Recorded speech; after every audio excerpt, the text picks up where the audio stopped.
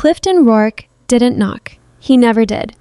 He rode onto Morningstar Ranch at 7 in the morning with 4 men behind him, cut the eastern fence himself with a pair of wire snips he carried in his coat pocket, like a gentleman carries a watch, and then sat on his horse and watched Adeline Voss's cattle scatter across the hillside while he cleaned the snips on his shirt. He didn't hurry. He lit a cigarette. He counted the cattle as they ran. When Adeline came out of the farmhouse, still pulling her coat on, her hair loose, her boots not yet laced, Rourke smiled at her the way a man smiles at something he's already decided to own. "Morning, Mrs. Voss," he said. "Looks like your fence came down again." If you've ever felt powerless while someone destroys what you love right in front of your face, stay with this story. And if you haven't subscribed to this channel yet, now is the time. Because stories like this one, where ordinary women fight back against powerful men and win, are exactly what we're here for. Hit subscribe, tap the like button, and drop your city or country in the comments below. I want to know how far this story has traveled. Now let's get into it. The morning the fence came down was not the first bad morning Adeline Voss had lived through on Morningstar Ranch, and she knew it wouldn't be the last. She'd buried her husband 3 winters ago, a chest sickness that came on fast and took him in 11 days, giving her almost no time to prepare and absolutely no time to grieve properly before the practical weight of the ranch crashed down on her. She'd buried her father 2 seasons after that in the spring, and that grief was slower and worse because she'd watched it coming. Her father, Conrad Voss, had spent the last year of his life trying to hide from her how frightened he was about what he was leaving behind. She could see it in the way he sat with the ranch ledgers at night, the way he held his coffee cup without drinking, the way he sometimes walked to the eastern creek and stood there looking at the water like it owed him an apology. She didn't understand what he was afraid of until after he died. Now she understood completely. Adeline crossed the yard at a near run, her bootlaces slapping loose against the cold ground, and she counted her cattle scattering up the eastern hill with the practiced eye of a woman who had learned to calculate losses before she calculated anything else. 40, maybe 45 animals. The fence was down in a 30-foot section. Clean cuts, not a break, not storm damage. Someone had done this deliberately, with a tool, and done it recently. The soil beside the post was still dark where a boot had pressed into it. Rourke sat on his gray horse at the edge of the gap, his 4 riders arranged behind him in the lazy, confident way that men arrange themselves when they don't expect resistance. How was a large man, past 60, thick through the shoulders, with a face that had once been handsome and now carried the kind of settled authority that came from decades of getting what he wanted? He wasn't holding the wire snips anymore. She hadn't seen him cut the fence, but she'd seen what was in his eyes when she walked out of the farmhouse. A quick, satisfied assessment. The look of a man checking on a project that was going according to schedule. "Mr. Rourke," she said. She kept her voice level. She'd learned that with him. The moment her voice shook, he smiled wider. "Get off my land." "I'm outside your fence line," he said pleasantly. "What's left of it? You ought to get that repaired, Adeline. Cattle scatter in this cold. They don't always come back." "I know who cut that fence." "Fences fall apart," he said. "Everything falls apart eventually if you don't have the right people to maintain it." He looked around the ranch yard with an expression of mild regret, as though he were a doctor delivering a diagnosis. "Your father understood that. He and I had many conversations about what it takes to keep this land running. Toward the end, he was tired." "Don't talk about my father." Rourke brought his eyes back to her. "I have a standing offer on this property, Adeline. Fair market. You could walk away from all this and have enough money to start somewhere smaller, somewhere that isn't draining you every single month. The ranch isn't for sale." "It will be," he said, not cruel about it, just certain. "One way or another, that creek valley is going to belong to someone who can actually use it. I'm just trying to make sure that when that day comes, you're taken care of." He touched the brim of his hat. "Have a good morning." He turned the horse and rode west, his men falling in behind him, and Adeline stood at the broken fence line and watched them go until they disappeared over the ridge. Then she looked at the scattered cattle on the hillside, then at the dark boot print in the mud. Then she looked up at the sky, which was doing nothing useful, just sitting there, pale and cold, and she said something her father would not have approved of quietly, to no one in particular. She had 42 days left before Horace Bellamy at the Cattlemen's Bank foreclosed on Morningstar Ranch. She had enough feed for the herd through February if she was careful.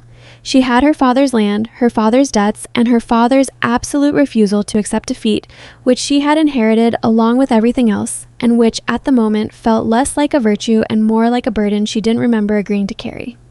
She walked back to the farmhouse and started the stove for coffee. She had a fence to repair before she could do anything else. She was halfway through her first cup, still standing at the counter because she didn't have time to sit, when she heard a horse on the road. Not Rourke. One horse, moving slowly.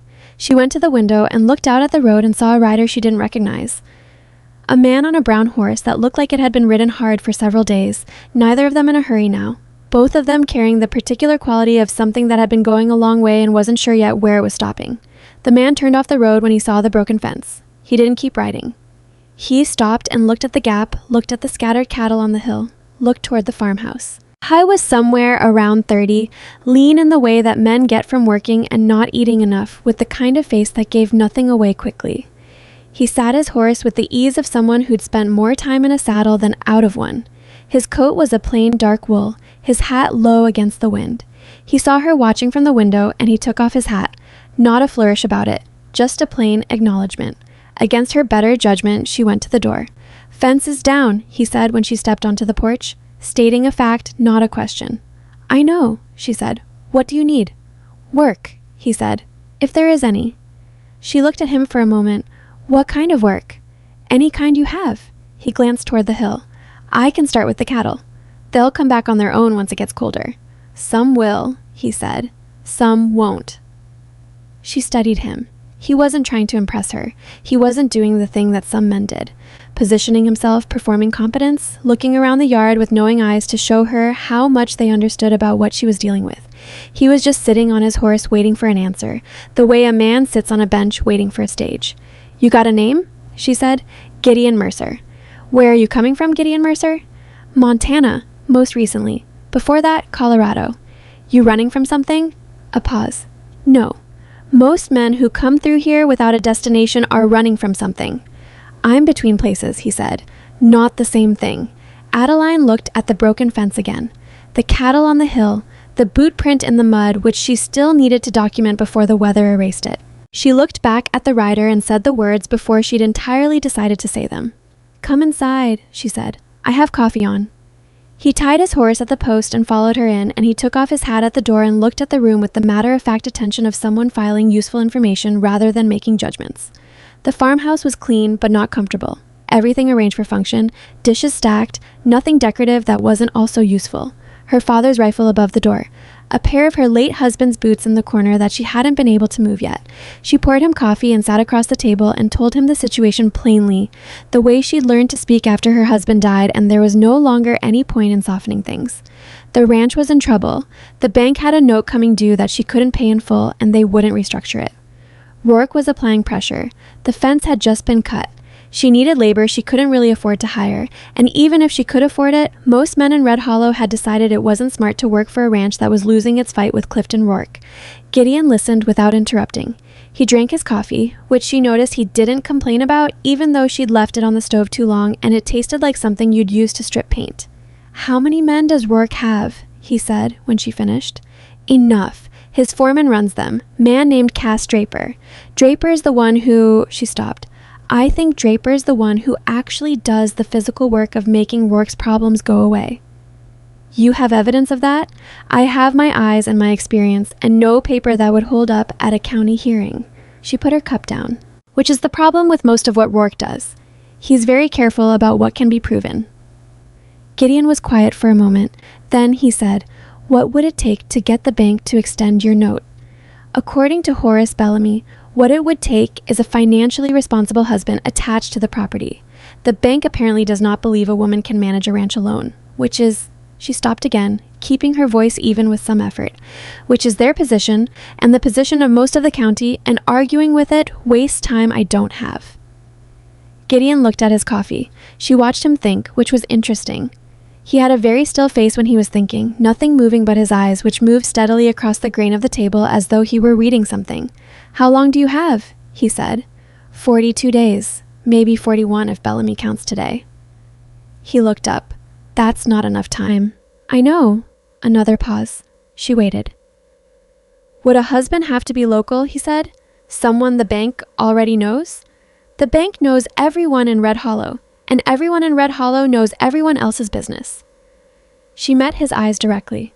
Mr. Mercer, if you're thinking what I think you're thinking, I want you to know I've thought it too and dismissed it, because it is a solution that creates more problems than it solves. What kind of problems? The kind where a man signs his name to my property and then decides he has opinions about how it's run. I wouldn't do that. You say that now. I say it every day. He turned his cup on the table. I've worked for a man's ranch and for a woman's ranch, and the only difference I've noticed is that the woman usually knows exactly what she needs done and why, and the man usually thinks you want his advice. He paused. I don't want your ranch, Mrs. Voss. I want work for the winter. Adeline studied him for a long moment. The rational part of her mind, which was the part that had kept her alive through the last 3 years, was saying that she didn't know this man, that she'd spoken to him for less than 20 minutes, and that the fact that he said reasonable things didn't mean he was a reasonable person. The other part of her mind, the part that her father used to call her gut and her late husband used to call her stubbornness, was saying that the man sitting across her kitchen table was not performing anything. He was just there. Present in the way that people who are telling the truth are usually present, not too still, not too eager, not watching her face the way liars watch faces. She said, I have a proposal. He waited. 1 year, she said. A legal marriage on paper. Separate rooms, separate lives inside this house. You sign where the bank needs you to sign. You work the ranch for standard wages. I can't pay you much, but I'll pay you. At the end of a year, if the ranch is standing, we dissolve the arrangement legally. You walk away with whatever we've agreed on and references for whatever work you want next. He was quiet. I need an answer quickly, she said, and I need you to understand that this is a business arrangement, not an invitation. If you misunderstand that, this conversation ends now. I don't misunderstand it, he said. You haven't answered. He looked at the rifle over the door, then at the boots in the corner, then back at her. If I sign my name to this ranch, he said slowly, and then Rourke comes at you harder, which he will, and things get dangerous, which they might, you can't be asking me to just manage the books and stay inside. I'm asking you to work and sign where needed. What happens beyond that is, I'm not going to stand aside while someone runs cattle off a cliff, he said. Not loud, just definite. Or cuts fences or burns things. He paused. That's not a demand, Mrs. Voss. That's just how I work. I don't turn my back on a property I'm attached to. Something moved in Adeline's chest that she immediately identified and ignored. 3 things, she said. The agreement is 1 year, not longer. You tell me if you learn anything about Rourke's operation, and you never, not once, make a decision about this ranch without telling me first. Those are fair terms, he said. Do you agree to them? He said yes. She put out her hand and he shook it, and his grip was solid but not performative. Not the kind of grip men use when they want you to feel how serious they are. Just the ordinary grip of someone completing a transaction. We need to go to town, she said. I want the paperwork filed before Bellamy hears about it from someone else. You think he'll hear about it fast? In Red Hollow, she said, already standing, Bellamy hears about everything before it finishes happening. They drove the wagon into Red Hollow that afternoon, a small town of perhaps 200 people arranged around a main street that had been built for optimism and then settled into routine. There was a general store, a feed merchant, a small hotel that also served as a saloon after 5 o'clock, a sheriff's office that was often empty because Sheriff Walt Greer was aging and knew it and had made peace with what that meant for his jurisdiction. There was a bank, which was Bellamy's domain, and there was a church, which she didn't think about, and there was a justice of the peace, a thin and meticulous man named Edgar Sipe who had been married 3 times and was therefore presumably familiar with the institution. Sipe married them in his office at 4:30 in the afternoon with his clerk and a woman from the seamstress shop across the street serving as witnesses. The seamstress, whose name was Flora Crane, kept looking from Adeline to Gideon with an expression she was clearly struggling to arrange into something appropriate. She managed a small smile when the brief ceremony ended. Congratulations, Flora said, with the careful diplomacy of a woman who recognized this was not a typical situation. Thank you, Gideon said. Adeline was already turning toward the door. She stopped when she heard her name. Horace Bellamy was standing on the wooden sidewalk outside Sipe's office, holding his hat, his coat dark against the late afternoon light. He was a compact man of perhaps 55, with a precisely trimmed gray mustache and the careful eyes of someone who had spent decades learning to calculate value at a glance. He looked from Adeline to Gideon with an expression that Adeline had seen on his face before, the particular wariness of a man who has just realized his calculations need adjusting. Mrs. Voss, he said, then corrected himself. Mrs. Mercer. Mr. Bellamy, she said. You'll want to update the account records. I want to do quite a few things, he said. He stopped, started again. This is very recent. My husband and I would like an appointment at the bank, Adeline said. Tomorrow morning, first thing. We'd like to discuss restructuring the ranch note. Bellamy looked at Gideon. Gideon met his eyes steadily and said nothing. Bellamy looked back at Adeline. I'll need documentation, he said. Edgar Sipes' office just provided it, she said. Good night, Mr. Bellamy. She walked past him. Gideon followed. She didn't look back. They were 3 blocks down the street when Gideon said, He looked like he swallowed something sideways. He'll recover, Adeline said. He always does. You've done this before? Surprise him? He surprised me 6 months ago when he said he couldn't restructure without a male guarantor. I've been waiting for an opportunity to return the experience. She glanced at him. How are you with mathematics? Good enough. Tomorrow at the bank, you let me speak unless he addresses you directly. If he addresses you, answer simply and let me continue. She paused. He'll try to make the meeting about you, your credentials, your assets, your history. He thinks that if he makes you uncertain, I'll be easier to manage. And if he asks me something I don't know, say you'll have the documentation to him by end of week. Gideon nodded. What documentation? Whatever documentation turns out to be relevant. We'll figure that out after we know what he asks for. She was quiet a moment. I'm not trying to deceive the bank, Mr. Mercer. I'm trying to meet a set of requirements that shouldn't exist in the first place. There's a difference. I know the difference, he said. They rode back to the ranch in the low autumn dark, not speaking much, and Adeline thought about what she'd done and felt the weight of it begin to settle. Not regret. She didn't think it was regret. More like the feeling you get after making a large decision, when the decision starts to feel real in a way that contemplating it never does. She'd married a stranger today. She'd handed a piece of her father's life to a man she'd known for 6 hours. She thought about her father standing at the creek, looking at the water with that worried look she hadn't understood. She thought about the boot print in the mud by the broken fence. When they reached the ranch, she showed Gideon the bunkhouse, a small, well-made structure her father had built to house ranch hands in better years and which had been empty since her last hand quit in August. There was a stove, a cot, shelves, a window. It was cold. Wood stacked outside, she said, blankets in the chest. This is fine, he said. You're not sleeping in the house. I didn't expect to. She started to leave, then stopped. Mr. Mercer. She turned. You mentioned this afternoon that you're not running from anything. That's right. I'd like to believe that, she said, but I need you to understand that if something from your past appears on this property, something that could threaten the ranch or bring law trouble, I need to know about it immediately. He looked at her directly. There's nothing like that. You've been moving for years. Some people move, he said. It doesn't always mean they're running. She studied him in the low light. Why are you still moving then? He didn't answer immediately. When he did, it was with the small, careful honesty of someone who had thought about the question before and arrived at an answer they weren't entirely comfortable with. It's easier, he said, than staying. She held that for a moment. Then she said, Good night, Mr. Mercer. Good night, Mrs. Mercer, he said. Then, that's going to take some getting used to. Yes, she said, it is. She walked back to the farmhouse and barred the door and sat down at her father's desk and looked at the ranch ledgers until the numbers stopped swimming. Then she set them aside and went to the eastern window and looked across the dark yard toward the creek, which she couldn't see but could hear faintly, a sound like a quiet, continuous argument. She found herself thinking about what her father had written in the margins of the oldest ledger. Not numbers, just a phrase she'd never been able to fully parse. The creek knows what it's worth, even when we forget. She'd always assumed it was something he'd heard and liked, a piece of old wisdom he'd adopted. Now, thinking about Rourke's eyes when he watched the cattle scatter, that assessing proprietary look, she wasn't sure. She was still thinking about it when she heard the barn door. Not wind, a sound with weight to it, the specific creak of the big barn door moving on its iron pivot, the one that had a particular catch she'd been meaning to repair for 2 months. She was out of the chair before she finished the thought.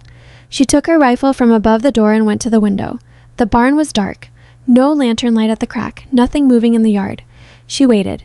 Then the barn door was pulled firmly closed from the inside, and she heard nothing else. She crossed the yard at a run with the rifle up, put her back against the barn wall beside the door, and listened. 3 seconds. 5. She heard a footstep in the straw, then another. She yanked the door and stepped inside with the rifle raised.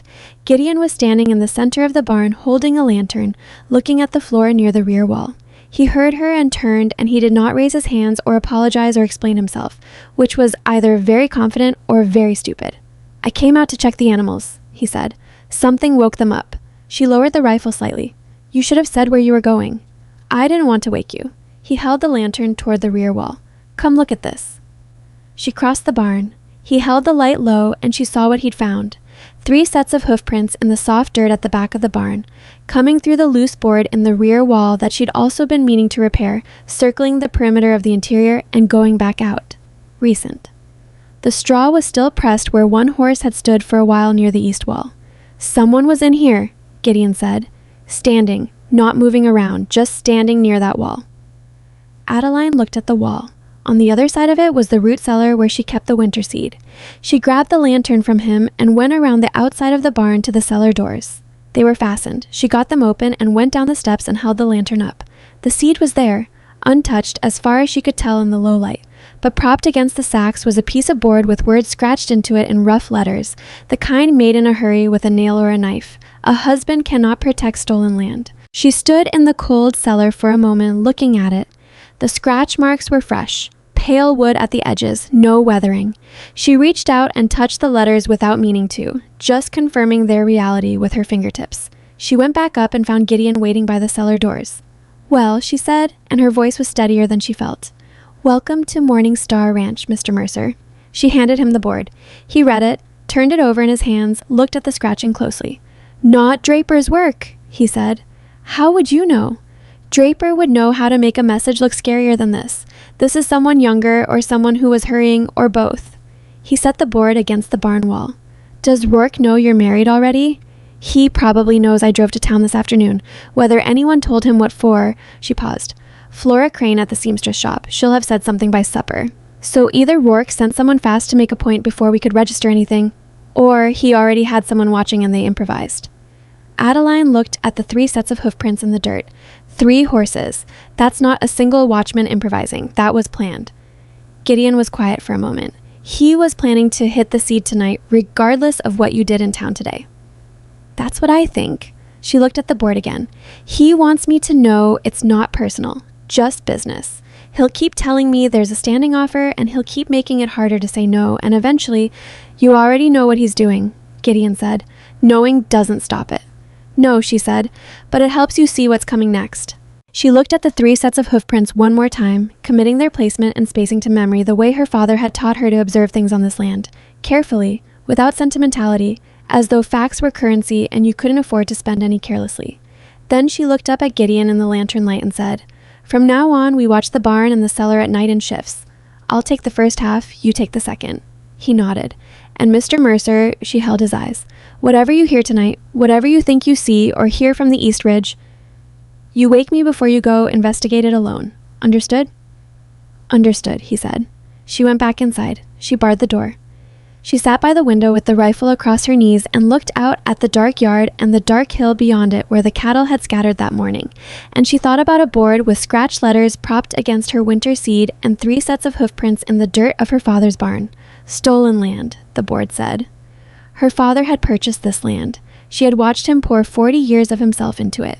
Whatever Rourke had decided to call her family's history, the word stolen had not appeared in any deed or record or legal finding she had ever seen. But the word had been put there, and someone had wanted her to see it. She sat with the rifle and let the night move forward and tried to think about what her father had been afraid of and why. In the last year of his life, he had started looking at the Eastern Creek the way a man looks at something he loves and is not sure he can protect. She was still thinking about it when the sun began to come up. She slept for 2 hours, maybe less, when the light came through the east window and hit the floor at the angle that meant it was past 6. She was already at the stove with water on before she'd made any conscious decision to be there. Her back ached from the chair. Her eyes felt like they'd been rubbed with sand.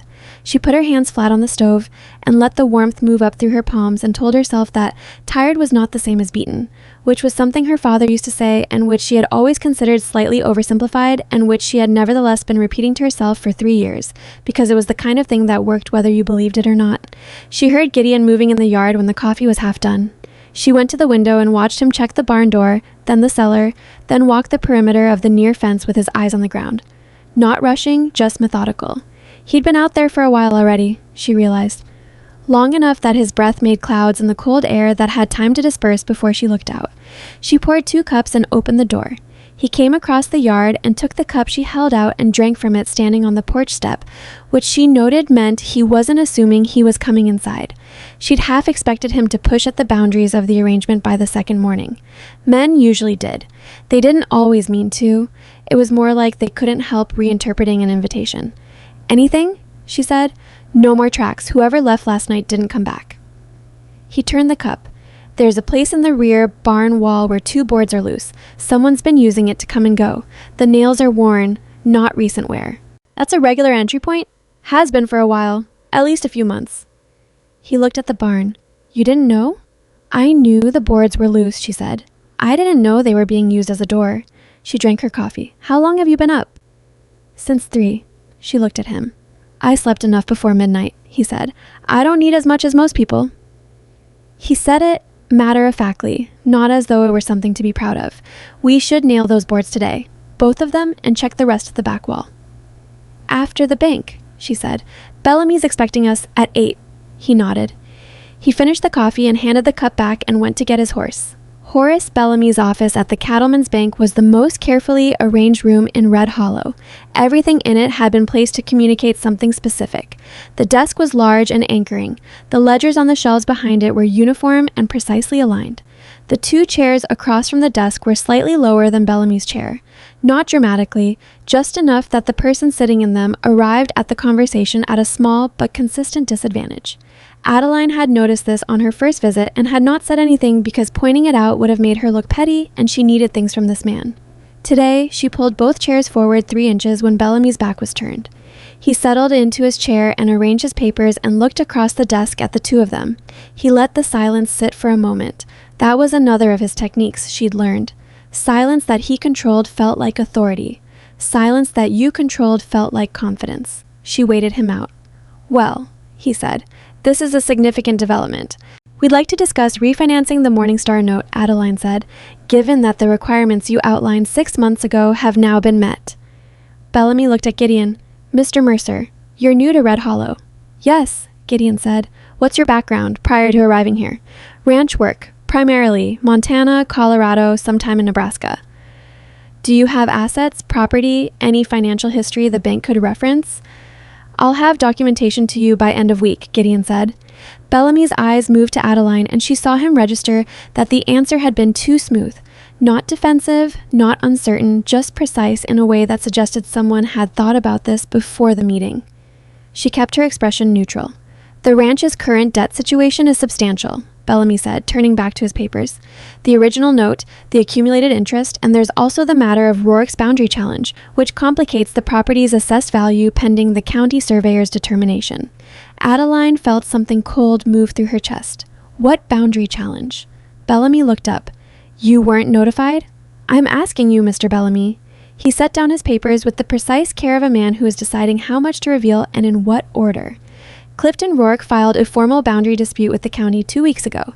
He's claiming that the eastern section of Morningstar Ranch, specifically the Creek Valley, was improperly recorded when your father originally purchased the land. He contends that the valley was never legally conveyed in the original sale. Bellamy folded his hands. "This is a legal matter, not a bank matter, but it affects our assessment of the property's collateral value. We can't refinance against disputed land." Adeline heard this. She sat with it. 2 weeks ago. Rourke had filed 2 weeks ago, and no one, not Bellamy, not Sheriff Greer, not the county office, had sent word to the ranch. She thought about this carefully and decided that the failure of notification was not accidental. "Has the county set a hearing date?" she said. "I believe so. Yes. I'm not certain of the specific date." "You believe so," she said, "or you know so." A small pause. "I've been in communication with the county assessor's office, yes. Standard procedure when a property note involves disputed land." "And the hearing date is when, Mr. Bellamy?" He shuffled his papers. "The 14th. 11 days." Adeline calculated rapidly and kept her face still. "And the bank's position is that until the boundary dispute is resolved, you won't refinance?" "That's correct." But the note is due in 42 days. 41, Bellamy said, as of today. Gideon leaned forward slightly. When he spoke, his voice had the particular quietness of someone who is choosing their words the way you choose where to put your feet on uncertain ground. Mr. Bellamy, if the boundary dispute is resolved in our favor at the hearing, and the Creek Valley is confirmed as part of Morning Star Ranch, what's the bank's position then? At that point, the collateral question would be settled, and we could discuss refinancing terms. How quickly? I'd need to review the hearing outcome and consult with the board. How quickly? Gideon said again. Not harder, just the same question, repeated with the patience of someone who already knows the answer is being avoided. Bellamy looked at him with a new kind of attention, the attention of a man recalibrating. Within a week of a favorable ruling, he said finally. We'll be at the hearing, Adeline said. She stood. Thank you for your time. Outside, on the sidewalk with the morning traffic of Red Hollow moving around them. A feed wagon, 2 women with shopping baskets, a boy running some errand he was taking very seriously, Gideon said quietly. Rourke filed 2 weeks ago. Yes. Right around when the pressure on the ranch started getting more systematic. Yes. He has a plan that runs on a schedule, Gideon said. He's not improvising. He knew about the note deadline, filed the boundary challenge to freeze the refinancing, and he's running down the clock. I know, Adeline said. She started walking toward where they'd tied the horses. What I don't know is why the Creek Valley specifically. My father's land is good land, but there's better watered property in the county. Rourke doesn't need creek access. He has the river running through his western pasture.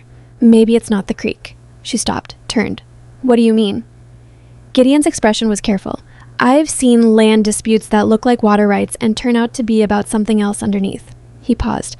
I'm not saying that's this. I'm saying it's worth asking why that specific valley. Why not push for the north pasture, which is closer to his property line? Why the east? Adeline thought about her father at the creek. She thought about the worried look. She started walking again, faster. They got back to the ranch to find a man sitting on the porch step. Not Rourke, not anyone from Rourke's operation, as far as she could tell. A middle-aged man in a decent coat with a leather satchel beside him, clean-shaved, with the upright, deliberate posture of someone who spent time in offices. He stood up when he saw them coming. Mrs. Voss, he said, then caught himself. I beg your pardon.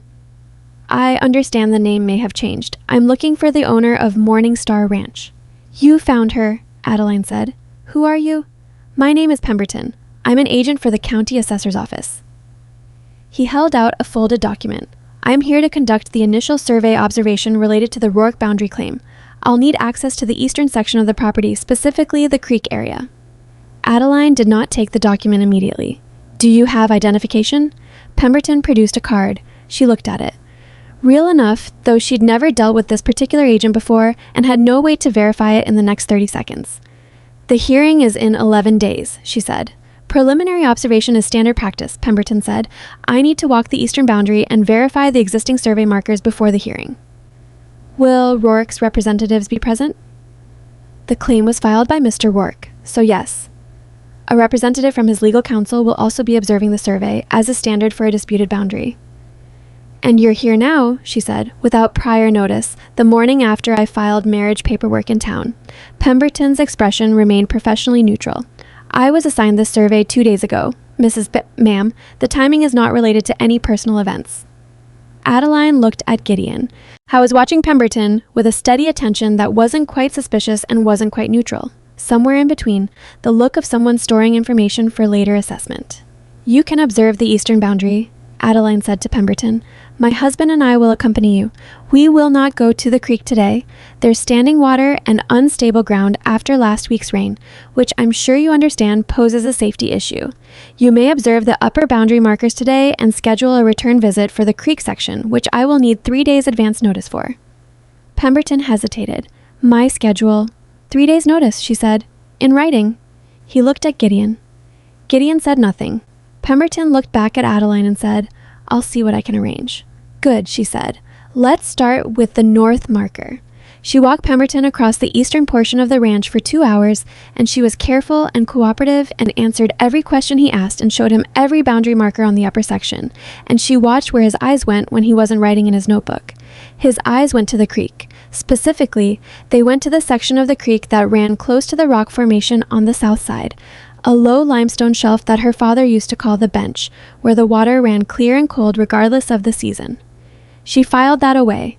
When Pemberton left, she went directly to her father's study, a small room off the main bedroom that she'd been using as a storage space since Conrad died, because she hadn't been able to bring herself to move his papers. She'd told herself she was preserving them for legal reasons, which was true but not the whole truth. She started going through the desk drawers. She found what she'd seen before and not understood, a collection of folded papers in the back of the bottom drawer tied with twine, written in her father's careful script. Survey notes, some of them. Letters she hadn't read. Correspondence with the county office from several years back regarding a question about the water table depth along the eastern creek. She unfolded the county response and read it twice. She heard Gideon at the door. "Anything?" he said. "Come here and look at this," she said. He came to the desk and read over her shoulder. He read it slowly, which she was beginning to understand was how he did most things, without hurrying. "That's a geological assessment," he said. "The county sent it to my father 12 years ago in response to a question he submitted about the water table." She pointed to a paragraph in the middle of the letter. "Read that." He read. "The subsurface water formation identified beneath the Eastern Creek section exhibits characteristics consistent with a primary aquifer. Yield estimates at current assessment suggest this formation could sustain substantially higher extraction demands than present surface usage indicates."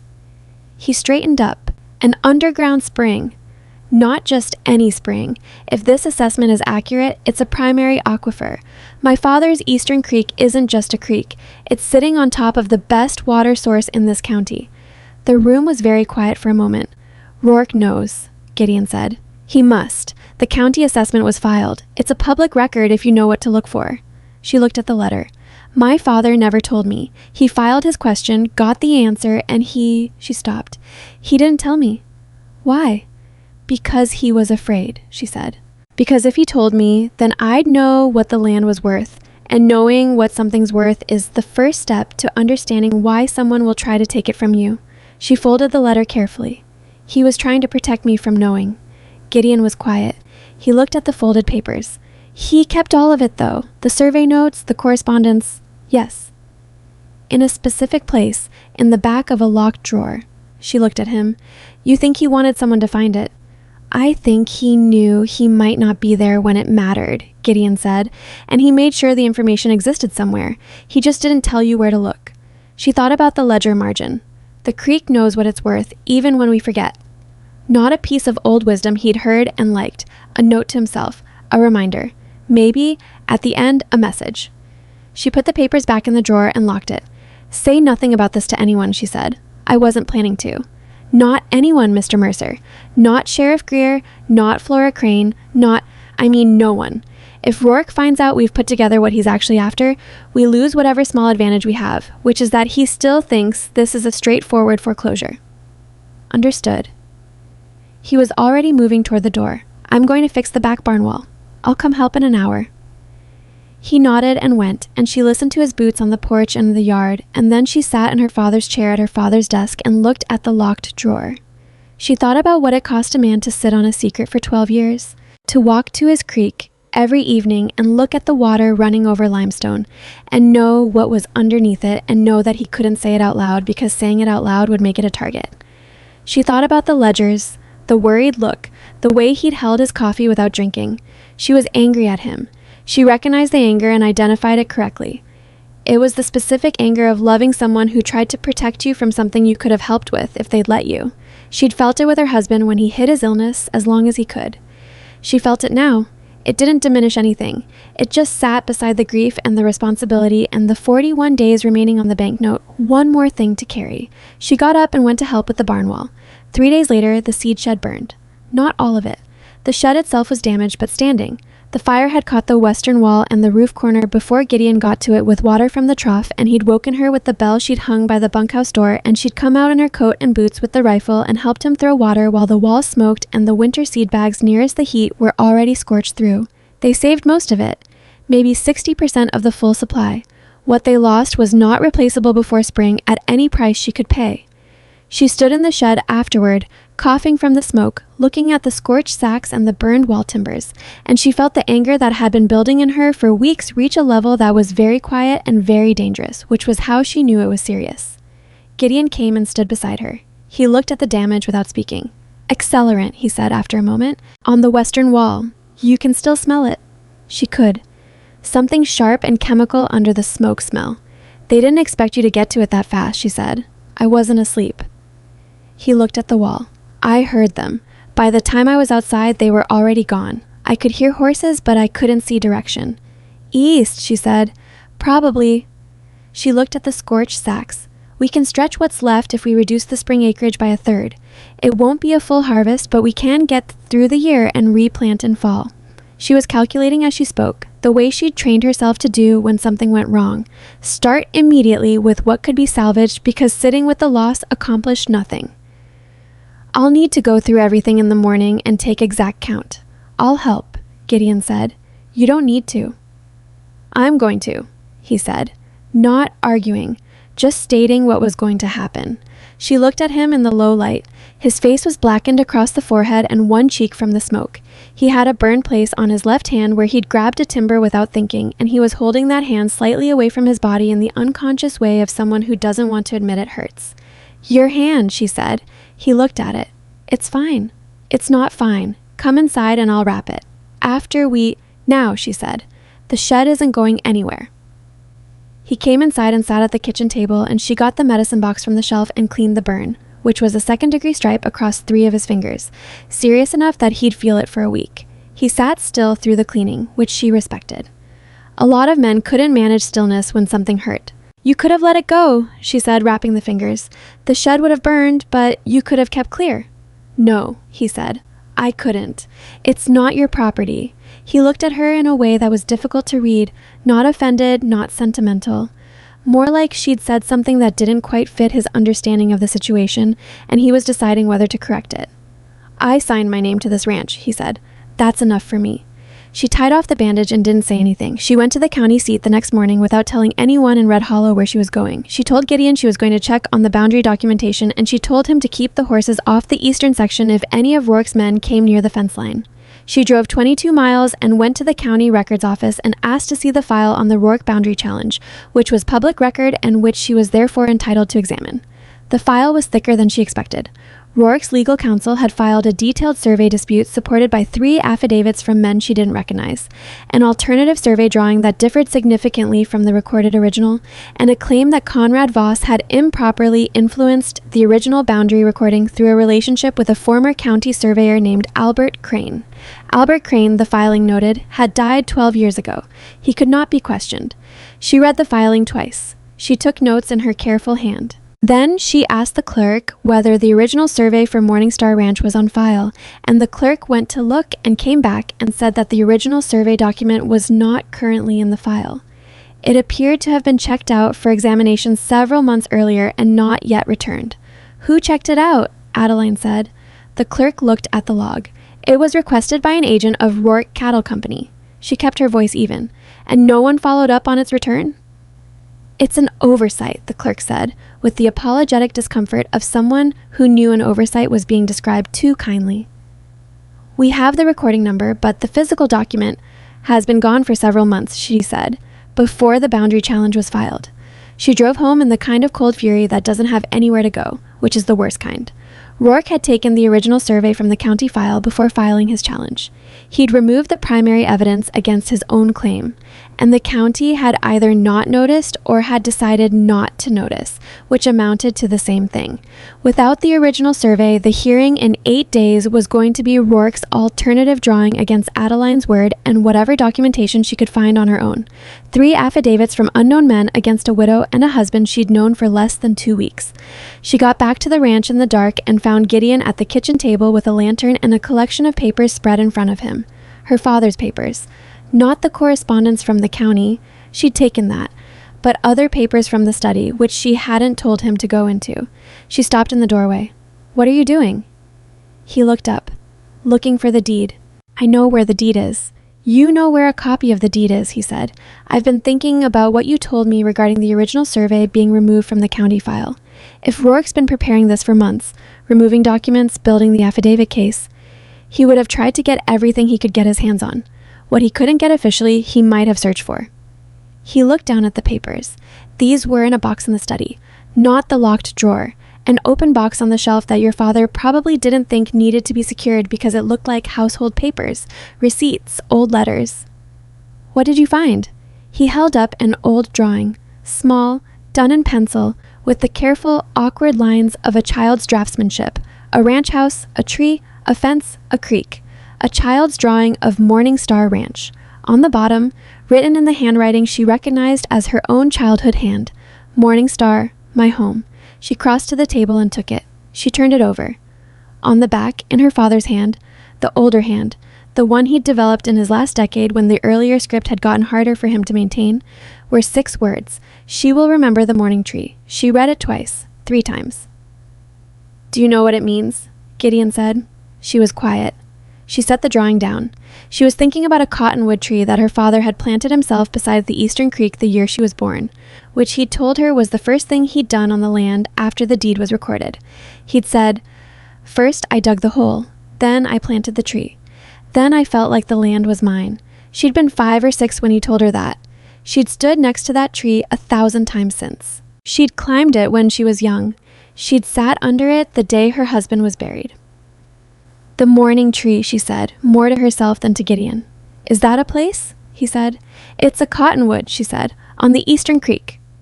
She looked at him, on the exact section Rourke is trying to claim. He held her gaze for a moment. "We need to go look at it." "I know," she said, "but not tonight." She sat down at the table and looked at the drawing, her own 6-year-old lines, her father's 6 words on the back. He'd put the message where she would find it if she ever went looking through his things. Not in the locked drawer where she might assume it was only legal documents, but in an open box that looked like household papers. Where she might look not during a legal crisis, but during the ordinary grief of sorting through a parent's belongings. He hadn't put it with the official papers. He'd put it with her. She held the drawing and thought about a man planting a cottonwood tree on a cold spring morning 30 years ago, and the thing he was really doing when he put that tree in the ground, and whether he'd known even then that the land under the creek was worth something that someone else might one day come for. Outside, the wind had picked up and was moving through the barn eaves and the fence posts, making the sounds that ranch land makes at night. Not quiet, but familiar. The ongoing low argument between wood and weather that she'd fallen asleep to her whole life. Gideon gathered the papers carefully and put them back in order without being asked. She watched him do it and thought, 8 days to the hearing, 60% of the winter seed, an original survey that had been removed from the county file, a 6-word message on the back of a child's drawing, and somewhere on her Eastern Creek beside a tree her father planted the day he took ownership of the land, possibly the key to all of it. She was not a woman who relied on possibilities. She was a woman who relied on what she could document, what she could prove, what she could put in front of a room full of people and defend with her name attached. That was what her father had taught her. That was what 3 years of managing this ranch alone had reinforced. But some things you couldn't plan for. Some things you had to walk toward in the dark and see what was there. She put the drawing in her coat pocket and said, "We go to the tree tomorrow night. Not during the day. I don't want Pemberton or any of Rourke's men seeing where we're headed." She met Gideon's eyes. "And you bring whatever you think you might need." "What do you think is there?" he said. She thought about the brass key she'd found in the locked drawer, which she'd put in her coat pocket 3 days ago and not yet mentioned to him, because she hadn't known what it went to. She pulled it out and set it on the table between them. He looked at it. He looked at her. "I don't know yet," she said, "but my father did." The next day was the hardest kind of waiting, the kind where you have work to do, but your mind keeps running ahead to what comes after the work. Adeline counted the remaining seed in the morning with Gideon beside her, writing the numbers down twice to make sure she hadn't miscounted anything, and the final total was worse than she'd estimated the night before. They'd lost closer to 45%, not 40, which meant her calculation about reducing the spring acreage by 1/3 needed to be revised to nearly half. She wrote the new numbers and stared at them for a moment and then put the paper in her coat pocket next to the child's drawing and the brass key, which were becoming a kind of inventory of things she carried that she couldn't yet resolve. Gideon said nothing while she recalculated. He helped her move the undamaged sacks to the center of the shed, away from the burned wall, and he worked without being directed, which she was beginning to understand was simply how he operated. He assessed what needed doing and did it, without requiring instruction or credit for it, which was rarer in a person than it should have been. In the afternoon, she drove to Red Hollow to speak to the county hearing office and formally request confirmation of the procedure for the boundary dispute, which was a practical errand that also gave her an excuse to speak with Edgar Sipe, who had married them 3 days ago and who was, she knew, one of the few people in Red Hollow who had no particular relationship with Clifton Rourke. Sipe was meticulous and cautious and a little dull, but he was honest in the specific and valuable way of a man who found dishonesty administratively inconvenient. She found him in his office and told him, plainly and without embellishment, what she'd discovered at the county records office: the missing survey, the Rourke agent's checkout log, the 3 affidavits from men she'd never heard of. Sipe listened with his hands folded and his expression professionally unrevealing. When she finished, he said, "You're telling me the original survey document has been missing from the county file for several months." "I'm telling you, the checkout log shows it was requested by an agent of Rourke Cattle Company and not returned," she said, which is a factual statement about a county document, not an accusation. "The distinction is noted," Sipe said. He unfolded his hands and picked up a pen. "Is there anything you'd like me to note formally?" "I'd like you to note that the original survey document was unavailable when I attempted to review the full file, and that I intend to present any original documentation in my possession at the hearing." She paused. "And I'd like to know whether the hearing officer has any affiliation with Rourke's legal interests." Sipe looked at her steadily. "The hearing officer is a county appointee." "That doesn't answer my question." "No," he said after a pause, "it doesn't." He made a note. "I'll look into the matter of the hearing officer." She thanked him and left, and she was back at the ranch before dark, and she told Gideon what she'd done, and he listened and then said, "Sipe is the right person to have that conversation with." "I think so too," she said. "If Rourke has influence with the hearing officer, Sipe will find it." "If Sipe finds it," she said, "it won't be fast enough to matter before the 14th. They ate supper mostly in silence. Not uncomfortable silence, but the working kind, where 2 people are both thinking about the same problem from different angles and neither has something useful enough to say yet to break the quiet. She made biscuits because she had flour and because her hands needed something to do, and they came out dense and slightly overcooked on the bottom, and Gideon ate 3 of them without comment, which she found obscurely decent of him. After supper, she banked the stove and he went to the bunkhouse and she went to bed, and she slept in actual intervals this time. 2 hours, then awake, then another hour, which was better than the night before. When the clock on the dresser read midnight, she got up, dressed in layers, put on her heaviest coat, and took the rifle from above the door. Gideon was already in the yard when she stepped off the porch. He had his coat on and a lantern that he'd covered with a piece of sacking to reduce the light. Enough to see by close up, not enough to signal across a distance. He'd thought of it before she'd thought to ask. "Ready?" she said. "Yes." They crossed the ranch on foot, staying off the main track, moving through the dry grass that whispered against their boots. The night was very cold and clear, the stars hard and white overhead, and there was no moon yet. It would rise later, which she'd checked before deciding on midnight as their window. They had perhaps 2 hours of moonless dark. She'd walked this land in the dark enough times that she didn't need the lantern to navigate, but she was glad of it for what they might find when they arrived. The eastern creek sounded before they could see it. That low, continuous movement of water over limestone, the sound she'd grown up with and associated with so many different things at different points in her life that it had become almost a language. Her father's voice, summer mornings, grief, and now this, whatever this was going to turn out to be. The cottonwood was large. Her father had planted it 31 years ago, and it had grown with the stubbornness of things that are given good water and left alone. The trunk was wide enough that she couldn't put her arms around it. The roots had pushed up through the creek bank in long, curved ridges, and in the dark they looked like the backs of animals half submerged. She stopped at the edge of the root system and looked at the tree. "Where?" Gideon said quietly. "I don't know exactly." She thought about the 6 words. She will remember the morning tree. Morning.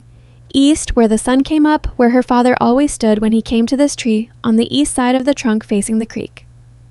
"East side," she said, "near the roots." They moved around the trunk, and she crouched and brought the covered lantern low, and Gideon knelt beside her, and they both looked at the root structure in the low amber light. The roots were interlocked and deep, and in places had exposed patches of soil between them large enough to put a hand into. In one of those patches, near the largest root, the ground was slightly different. Not dramatically, not obviously, but she'd been looking at ground long enough that she noticed the texture. The soil had been disturbed and resettled. It had been packed in rather than continuous. Someone had dug here and filled it back carefully. "There," she said. Gideon looked where she was pointing. He saw it too. He pulled a folding-handled camp spade from inside his coat. She hadn't even seen him carry it out, and she looked at him and he said, "I thought we might need it." He dug carefully, which was harder and slower than digging fast, but necessary because whatever was there had been placed with care and deserved the same. The soil came up in quiet increments, 6 inches, 8, 10. Then the spade hit something that was not soil and not rock, a dull iron sound, the ring of metal against metal. They both went still. Gideon reached into the hole with both hands and felt around the edges of the object, and she held the lantern above him, and he said quietly, "It's a box. Iron. Big." It took them another 10 minutes to clear the soil from around it enough to lift it free. It was heavier than expected. She helped him get his fingers under the base, and together they brought it up and set it on the flattened grass between the roots. An iron strongbox, rectangular, perhaps 14 inches long, with a hasp block on the front. Old but solid. The iron had surface rust, but the joints were tight. Someone had wrapped it in oilcloth before burying it, which had been partially successful.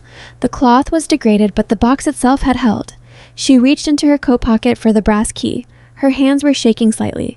She was aware of it and annoyed by it and did not try to stop it because that would take concentration she needed elsewhere. She put the key in the lock and felt it catch. Not smoothly, the lock had stiffened with years and cold, and she applied steady pressure and turned it, and the mechanism gave with a sound like something that had been holding its breath finally releasing it. She lifted the lid. Gideon held the lantern above the box, and she looked inside, and the first thing she saw was paper. Not loose paper. Documents, folded and wrapped in a second layer of oilcloth inside the box, which had protected them better than the outer wrapping. She lifted the first bundle and unwrapped it and held the lantern close. Tax receipts. 15 years of them, at least, for Morningstar Ranch, with her father's name and the full property description, including the Eastern Creek Valley in the county's own printed format. She put them aside. The second bundle was a handwritten survey. Not the county copy, but the original field survey.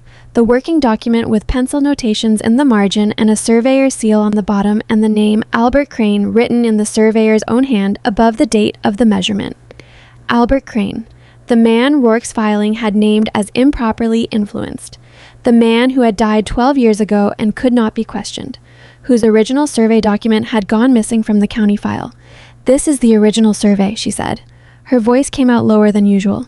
Gideon didn't say anything. He looked at the document in her hands. She put it with the tax receipts and went into the box again. Letters. A thick stack, bound with a ribbon that had almost entirely lost its color. She pulled the top one and read the opening. It was addressed to her father from Rourke's father, the elder Rourke who had started the cattle empire that Clifton had expanded. The date was 27 years ago. She read the first paragraph and the blood in her face went somewhere else. "Conrad, I am writing plainly because I believe you are a plain man. The geological survey that your surveyor filed with the county contains information regarding the subsurface water formation beneath your eastern section that I cannot allow to remain unchallenged. This information, if acted upon, could damage the water interests of every operation in this valley. I am prepared to make a substantial offer." She stopped reading and looked at Gideon. He'd read it over her shoulder. "He was trying to buy it even then," she said. "Before Clifton," Gideon said. "The father started this." She set the letter carefully with the other documents and went back to the box. Near the bottom, beneath a folded piece of canvas, was a leather-bound journal. Small, well-made, the kind a careful man buys when he intends to write something he doesn't want to lose. Her father's handwriting on the inside cover. She opened it to the last entry, dated 8 months before Conrad Voss died, and she read it standing beside the creek with her husband of 4 days holding a lantern above her shoulder. Her father had written, "Clifton came again today. He has his father's face and none of his father's manners. He knows about the aquifer. I don't know how he found the original survey assessment. I thought keeping my copy and Albert's original here would be enough, but Clifton has men in county offices now. He told me directly that the boundary filing would happen whether I agreed to sell or not. He told me Adeline would not be able to hold the ranch after I am gone. He said this without cruelty, which is the thing about Clifton that frightens me most. He says terrible things in a reasonable voice, as though he is simply describing the weather. I have put everything I can into the box. I have put the key where only Adeline's childhood would lead her. She is stubborn enough to fight if she has the tools. I have done what I could. The rest is hers. She stopped. She read the last 2 sentences again. She closed the journal. She was not going to fall apart here, in the dark, at the base of her father's cottonwood with Rourke's operation and an 8-day deadline weighing on everything. She was not going to do that. She put the journal with the other documents and she breathed through her nose and she looked at the creek, which was running clear and cold over the limestone shelf the way it always did, indifferent and continuous, and she reminded herself that this was not the moment for any of the things she was feeling. This was a moment for her hands to be steady and her mind to be clear and her feet to already be moving toward what came next. "Are you all right?" Gideon said. "No," she said, "but that's not the question right now." She started to reach for the tax receipts to begin restacking the box contents carefully, and then she heard the sound. 2 sounds, actually, almost simultaneous. The shift of weight on the creek bank to the north, and then the unmistakable metallic click of a rifle being cocked. She was on her feet with the box lid closed before the second sound finished echoing. Gideon was already up and the lantern was out. He'd killed it at the first sound, faster than she'd processed the noise, and the dark came down around them like a curtain dropping. She could see the creek in starlight. She could see the bulk of the cottonwood. She could not see the north bank. 2 of them, Gideon said, very quietly, close to her ear. Maybe 3, north side. "How long have they been there?" "Don't know," a voice from the darkness. "Set the box down." Not Rourke. Younger. One of Draper's men, she thought. She recognized the cadence without recognizing the specific voice. The flat delivery of someone following instructions they'd been given in advance. Set the box down and step back from the tree and nobody gets trouble tonight. Adeline had her hand on her rifle. She had not raised it. In the darkness, with unknown positioning and an unknown number of men, raising it would be a commitment she might not be able to back up. She thought about this with the cold precision that fear sometimes produces in people who have learned to work with it rather than against it. "How many people know Rourke sent you here tonight?" she said, loudly enough to carry across the water. A pause. "Because if the answer is more than 2, she said, "then you're standing here in the dark taking a risk that Rourke isn't taking with you. He's at home, warm, documented elsewhere." Another pause. "Think about that." "The box," the voice said again, but something had shifted in it. She heard it. "The box contains legal documents pertaining to the ownership of this land," she said. "Taking it is theft of legal property. That's a different charge property. That's a different charge than trespassing. That's a different outcome for the men who did it." She let that sit. "I'm going to walk back to my house now. My husband is armed and watching the north bank. I'm watching the east. You can follow us or you can go home. Your choice." Nothing moved for a long moment. The creek ran. The wind moved through the cottonwood above them. Then she heard boots on the north bank moving away. Not running. Moving away.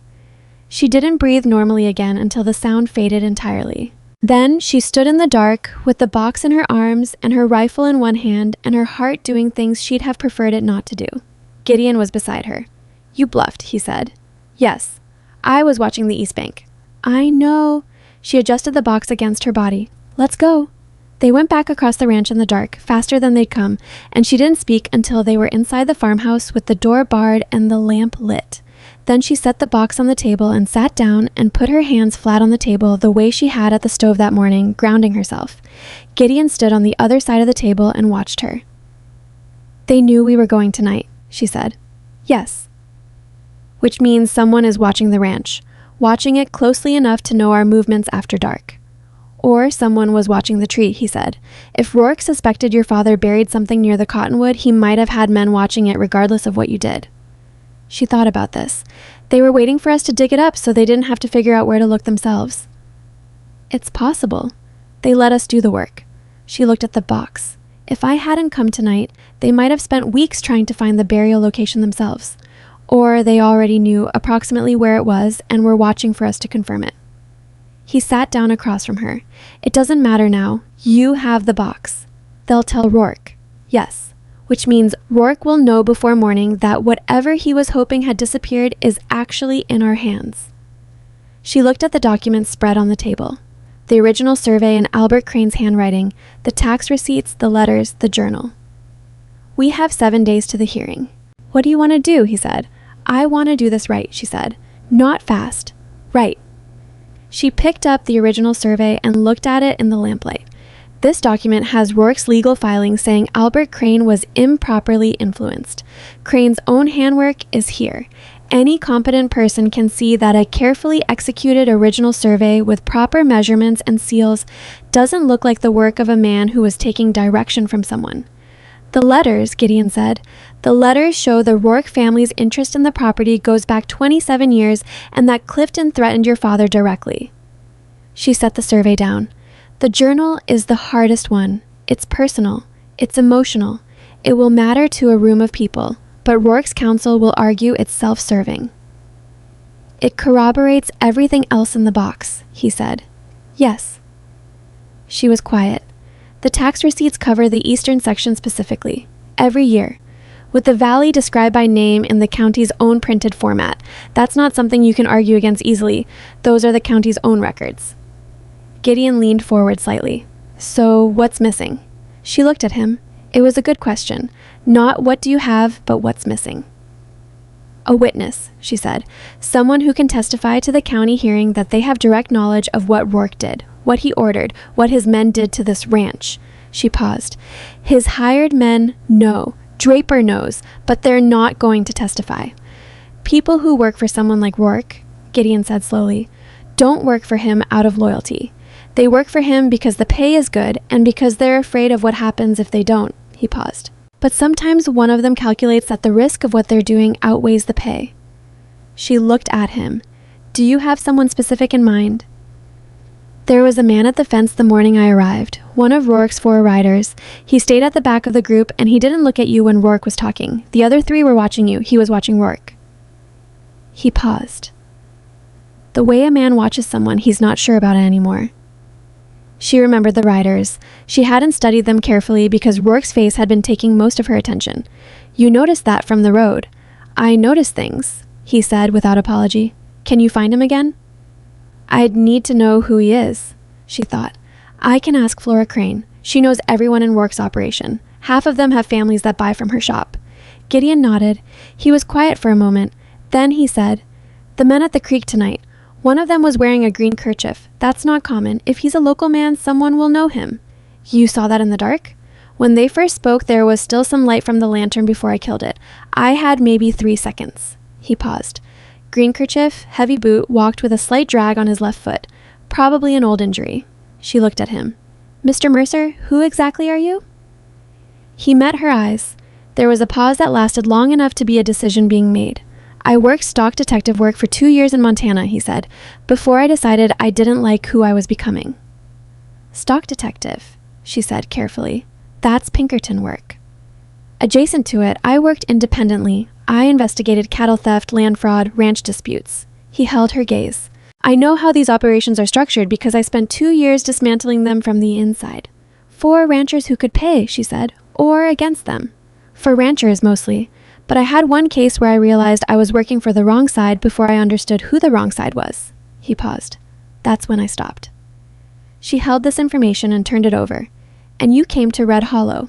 I came through Red Hollow. I wasn't looking for a case. But you have one now. I have a wife, he said, who has a case. She almost laughed. The almost was involuntary and she let it show for one moment before pulling it back in. All right, she said. You know land fraud operations. Tell me what I'm missing. He thought about it. The men at the creek tonight are a problem, he said. Not because they'll testify against you. They won't. But because Rourke is going to realize the direct approach isn't working anymore. He's tried the fence, the warning board, the seed fire, the county document removal, the boundary filing, and now the creek confrontation. Every one of those failed. He's not going to run out of options, but he is going to change his strategy. To what? Something that happens in a room with paper, he said. Not in a field at night. He'll work through the hearing. He picked up the tax receipts and looked at them, which means the hearing is everything, not just for the boundary dispute, for the whole operation. If he loses at the hearing with these documents in front of a county officer and a room full of witnesses, he loses the legal foundation for everything else he's been building. And if we lose, she said.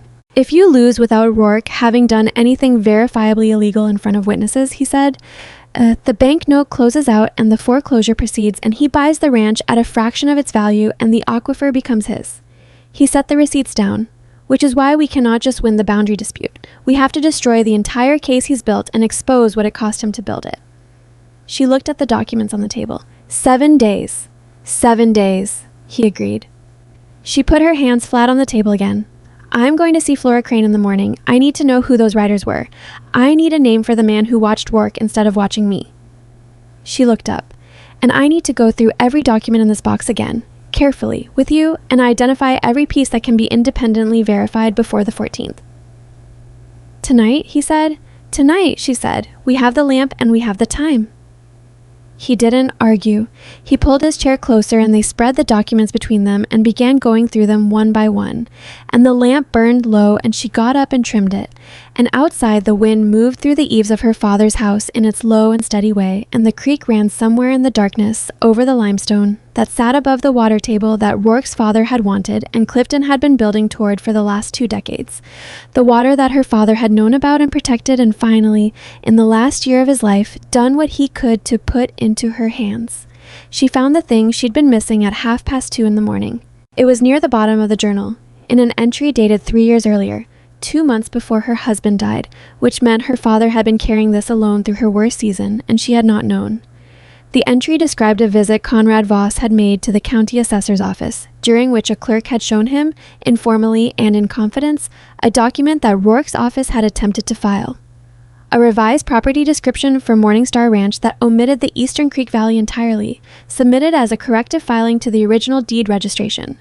The clerk had refused to process it without the property owner's signature and had told Conrad quietly that the attempt had been made. Her father had written the clerk's name in the journal. She pointed to it and Gideon read it and looked at her. He's still there, she said. I saw his name on the records office board when I went to the county seat. She felt something that wasn't quite hope but was in the same neighborhood. He refused to process a falsified document. He told my father.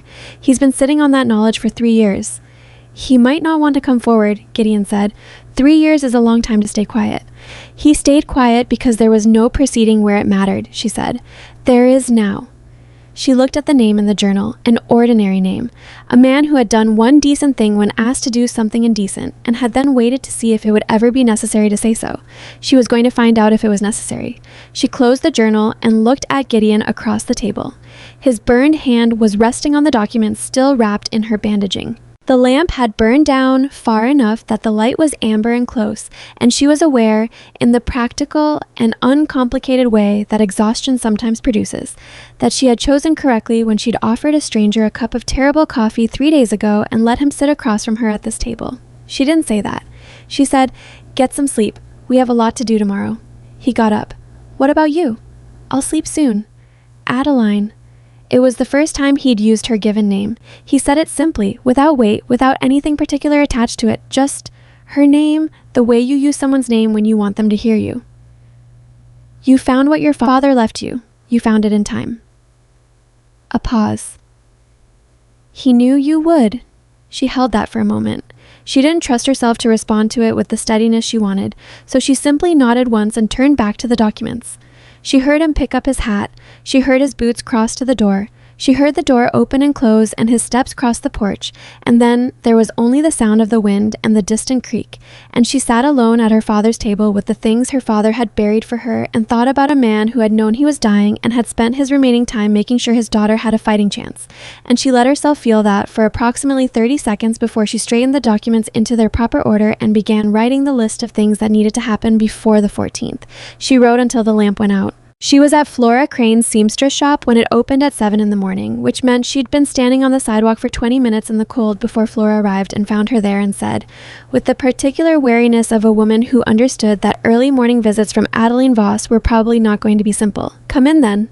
Flora Crane was 61 years old and had lived in Red Hollow her entire life, which meant she possessed the specific and comprehensive social knowledge of someone who had watched everyone in a small town grow up, make mistakes, recover from them or not, and die.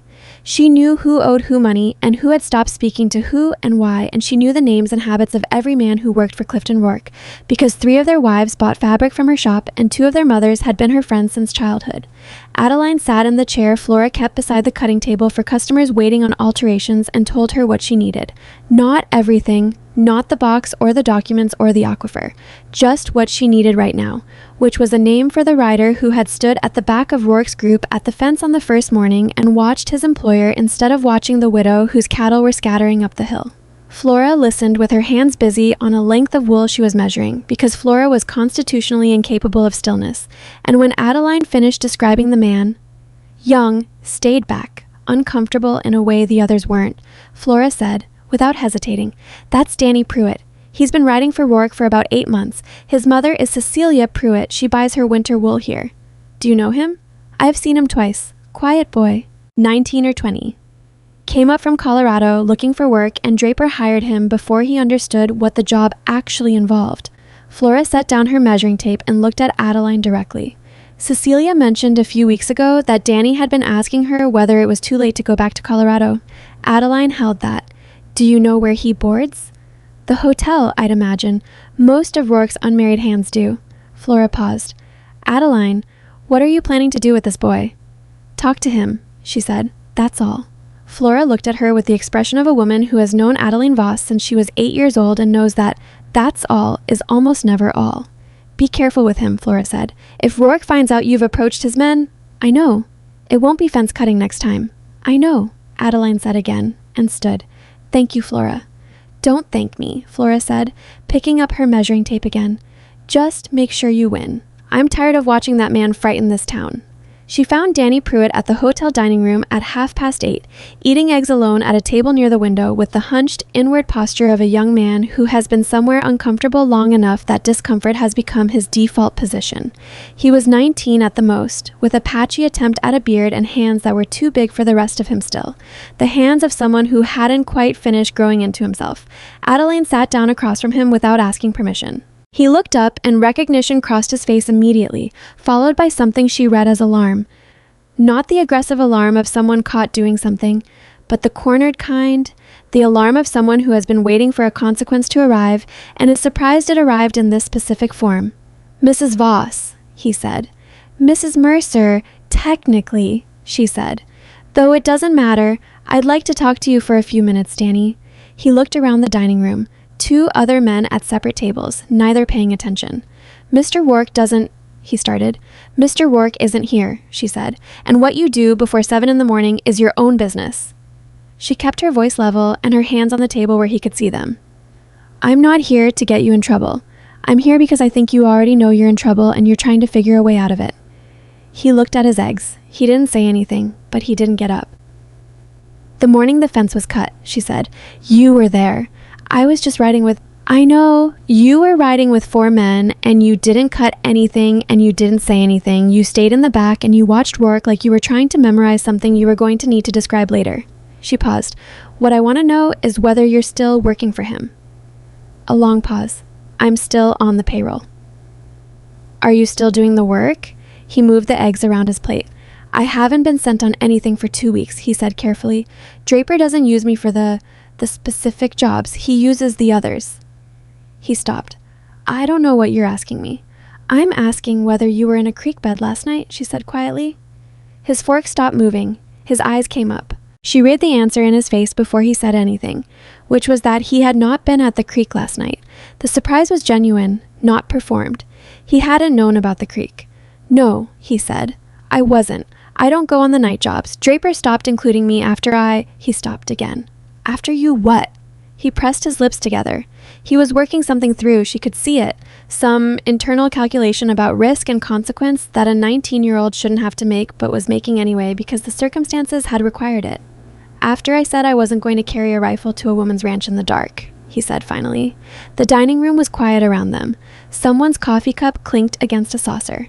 "Danny," she said, "in 7 days, there is a county boundary hearing that is going to determine whether Clifton Rourke can take my family's land based on a fraudulent legal claim. I have documents that expose the fraud. What I need is a person who can testify to direct knowledge of what Rourke has ordered done." She looked at him steadily. "I'm not asking you to do something dangerous. I'm asking you to say, in a public room with a county officer present, what you personally witnessed." He shook his head immediately. "He'd destroy me. My family." "Your family is already at risk," she said. "If Rourke's operation is exposed at the hearing, and it will be, with or without you, everyone who worked for him goes on the wrong side of that record. Everyone who stayed silent when they had the chance to speak becomes part of the story." She paused. "The man who spoke up gets written differently." "I'm 19 years old," he said. "I rode with them 4 times. I didn't do anything." "I know. That's exactly why your testimony is clean." She stood. "I'm not going to pressure you. This is your decision. But the hearing is on the 14th at the county building. If you decide you want to be there, you tell Edgar Sipes' office by the 13th. He'll arrange for you to speak." She put a folded piece of paper on the table beside his plate. "That's the name of an attorney in the county seat who handles witness protections in land dispute cases. He charges fairly." She left him with his eggs in the paper and walked back out into the cold. Gideon had gone to the county seat while she was at the seamstress shop. She'd asked him the night before to find the clerk whose name her father had written in the journal. The man who had refused to process Rourke's falsified document correction 3 years ago and had quietly told Conrad Voss about the attempt. He was back at the ranch by noon. She heard his horse and met him in the yard.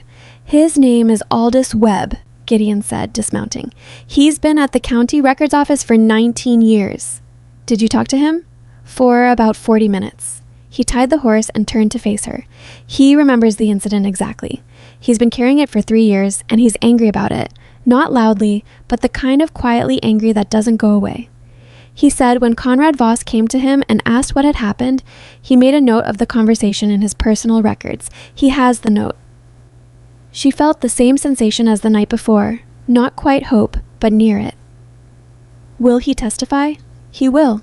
He said he should have gone to the county board when it happened, and he didn't because he wasn't sure it would go anywhere and he didn't want to lose his position." Gideon paused. "He's been watching Rourke operate for 20 years. He said he's ready to say what he knows." She let out a long breath. "That's 2 potential witnesses." "3, Gideon said. "I found the man from the creek." She stared at him. "The green kerchief." "His name is Pete Sallow. He's worked for Rourke for 4 years, and he lives in a boarding house in Red Hollow, East Side. He's got a limp from a horse fall 2 years ago." Gideon's expression was measured. "He's not a good man, Adeline. He did the fence and probably the seed fire, and he's been part of the intimidation on 3 other ranches in this county that lost their properties to Rourke in the last 5 years. He's not going to testify out of conscience." "Then why would he testify?" "Because I spent an hour explaining to him what happens to the people at the bottom of an operation when the legal exposure hits the people at the top." He met her eyes. "Rourke and his lawyers will walk away from this with fines and legal costs. The men who carried out the actual destruction, the fence cutting, the arson, the trespassing, those men face criminal charges, not civil ones." "You told him that?" "I told him what the law says about it, which is true." He paused. "He wants immunity from the criminal charges in exchange for testimony about what Rourke ordered and when." "I can't grant immunity. I'm not a prosecutor." "No," Gideon said, "but you can put him in a room with the county sheriff and Sipe and let him make his case for it. If he's offering to expose the full scope of what Rourke's done in this county, the sheriff has more incentive to deal than to prosecute a hired hand." She thought about this carefully. She thought about what it meant to build a case on a man like Pete Sallow, a man who had cut her fence and likely put the accelerant on her seed shed wall. The practical part of her mind said, his testimony corroborates everything else in the box. The other part said, this is what justice actually looks like, which is rarely clean. "Set the meeting," she said. "Day after tomorrow, Sipes' office with Greer present," she paused, "and Gideon, be there." "I was planning to," he said. The next 6 days moved at 2 speeds simultaneously, the grinding slowness of each individual task and the terrifying speed of the deadline approaching. She drove to the county seat to speak with Aldous Webb herself and spent 2 hours going through the documentation with him, page by page, so that he understood precisely what the box contained and how his testimony connected to it. He was a careful man, deliberate and slightly formal, and he read everything she put in front of him with the slow attention of someone who understood that documents had weight and that weight had to be handled correctly. When he finished, he said, "Your father was a thorough man," and she said, "Yes." And that was as close as either of them got to any of the emotion involved. The meeting with Pete Sallow and Sheriff Greer at Sipe's office was the worst 2 hours she'd spent since the foreclosure notice. Sallow was a squat, weathered man in his 40s who smelled of tobacco and did not look at Adeline directly for the first 30 minutes, which she interpreted correctly as the behavior of someone who is ashamed without being sorry, which is a specific and unpleasant combination. He talked at considerable length and detail about what Rourke had directed and what Draper had coordinated and what Sallow himself had done. And he talked about 3 other ranches in the county, names she knew, families she knew, whose losses she now understood had not been coincidental. Greer sat through this with a stillness that was hard to read.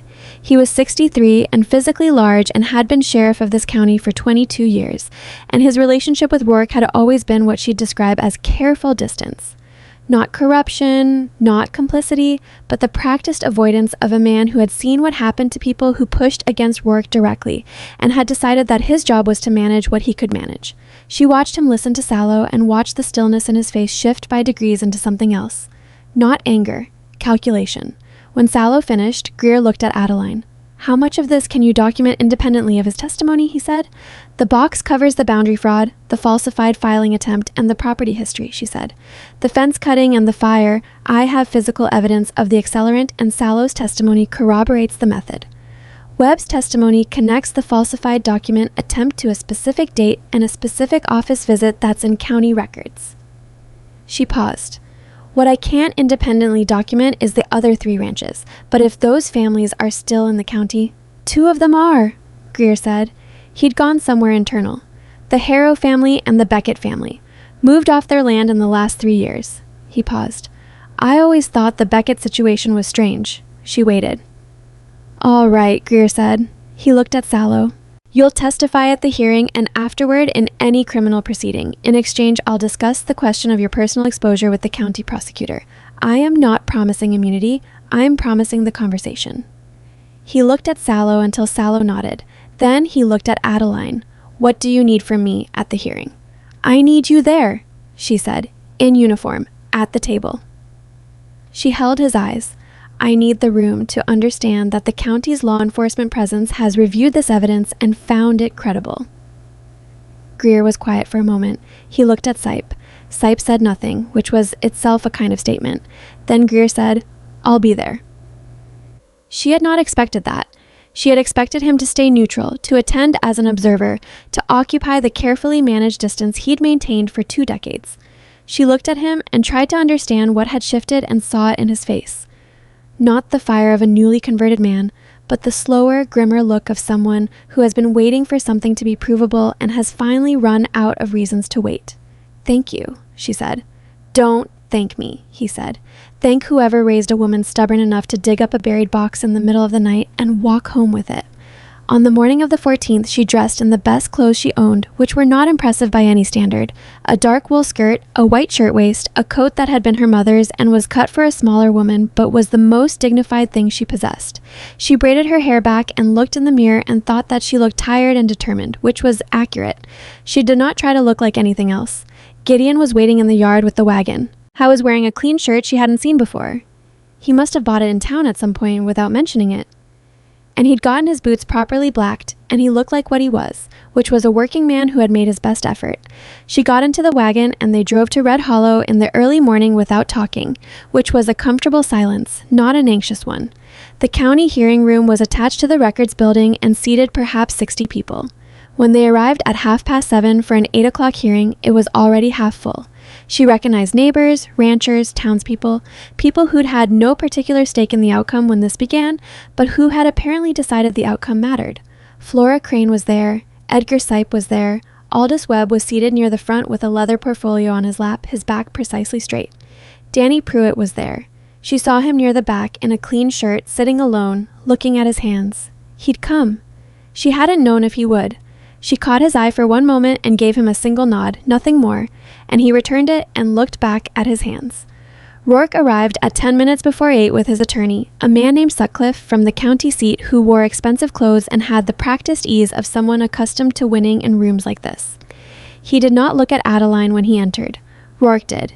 He looked at her, and his eyes did their brief assessment, and she saw something flicker in them. Not fear, not yet, but the first awareness that the room was not configured the way he'd expected it to be. Too many people. Greer in uniform at the side table. Gideon beside Adeline, steady and quiet. Rourke sat down and said something to Sutcliffe in a low voice, and Sutcliffe looked around the room, and his professional ease adjusted very slightly, like a man recalibrating a tool. The hearing officer, a man named Carver, who Sipe had confirmed had no affiliations with Rourke's legal interests, called the room to order at 8 o'clock precisely. Sutcliffe opened for Rourke's side with practiced authority. The boundary claim, the alleged impropriety of the original survey, the alternative survey documents, the affidavits from his 3 witnesses. He was polished and organized, and his presentation took 40 minutes and would have been impressively convincing in a room without what Adeline was about to put in front of it. Then Carver called her name. She stood and she looked at the room, not at Rourke, not at Sutcliffe, but at the people she'd known her whole life who had come to watch what happened here, and she said, "Before I present my documentation, I'd like to note for the record that the original survey document for Morningstar Ranch was removed from the county file by an agent of Rourke Cattle Company several months before this boundary challenge was filed, and that the county records office has documentation of this removal in its checkout log. The document was never returned." The room shifted. Carver looked up from his papers. Sutcliffe said, "I object to the characterization." "It's in the checkout log," Adeline said, "which is a county record and can be entered into this proceeding directly." She looked at Carver. "I'd like to enter the log page." Carver said, "Proceed." She put the checkout log page on the table. Then she put the original survey. Albert Crane's handwritten field document with his seal and his measurements beside it. The contrast between the original and Rourke's alternative survey was visible across the room. One was a working field document with the particular character of careful on-site measurement. The other was a clean drafting that had clearly been produced in an office. "This is the original survey," she said, "removed from the county file and reported missing. I found it in my father's private records where it had been kept as a precaution." She looked at Carver. "Aldous Webb, county records clerk, will testify to his direct knowledge of an attempt by Rourke Cattle Company to file a falsified property description 3 years ago that he refused to process." She watched Sutcliffe's face during Webb's testimony.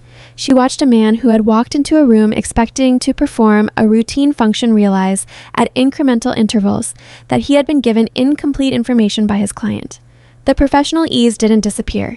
Men like Sutcliffe had trained too long for that, but it developed a quality of pressure behind it, the look of something being held up rather than standing freely. Webb was precise and unflinching. He described the document that had been submitted, the discrepancy he'd identified, his conversation with Conrad Voss, the note he'd made in his personal records. He produced the note. He handed it to Carver. Carver read it and passed it to the court recorder.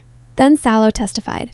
She had not been sure how Sallow would perform in the room, and she had prepared herself for something worse than what she got, which was a man who was clearly uncomfortable and clearly guilty of the things he was describing, but who was also clearly telling the truth in the specific, self-incriminating way that fabricated testimony rarely achieves. He described the fence cutting.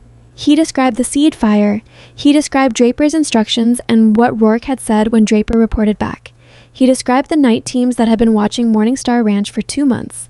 Sutcliffe cross-examined him vigorously, and Sallow got confused on 2 dates and stumbled on one sequence of events and admitted under pressure that he'd been offered consideration for his testimony. None of which mattered as much as Sutcliffe hoped it would, because everything Sallow described was corroborated by physical evidence or the other witnesses, and the room was a room full of people who recognized when someone was describing something true, even imperfectly. Danny Pruitt testified last. He was brief. He described the morning at the fence in plain, factual sentences, what he'd seen, what Rourke had said, what he'd watched Rourke do with the wire snips. He said it without drama and without anything that sounded prepared. When Sutcliffe asked why he'd waited this long to report what he'd witnessed, Danny said, "I was afraid," and left it there, which was more effective than any elaboration would have been. Rourke sat through all of it with the stillness of a man who is counting options and finding the count coming up short. She watched him from the corner of her eye and saw the moment when the count reached 0. A particular settling of his face, The expression of a man who has spent 40 years being powerful and is now sitting in a room where his power has temporarily and possibly permanently failed to function. He didn't look afraid. He looked, for the first time in her experience of him, like a man who was simply present in his circumstances without the ability to direct them. Carver deliberated for 20 minutes in an adjacent room and came back and said that based on the original survey documentation, the county tax records, the testimony presented, and the evidence of document removal from the county file, the boundary of Morningstar Ranch as originally recorded was confirmed valid and the Rourke boundary challenge was dismissed. He additionally noted that the evidence of deliberate document interference and property damage presented in the hearing would be referred to the county prosecutor's office for review. The room erupted in a sound she wasn't entirely prepared for. Not applause exactly, more like the collective release of a breath that a lot of people had been holding for a long time. She sat very still for a moment. She was aware of Gideon beside her, and she was aware of Flora Crane 2 rows back saying something to the woman next to her, and she was aware of Rourke standing and saying something sharp and low to Sutcliffe, who was already gathering his papers with the careful efficiency of a man who has decided to put distance between himself and his client's problems. She was also aware, in the part of her mind that never stopped running the practical calculations, that she had won a boundary hearing and she still had 35 days on the banknote and 60% of her winter seed and a ranch that needed to get through the rest of the season before she could call any of this resolved. Greer appeared beside the table. He looked at her and said, "Good work," which was 3 words more than she'd expected from him.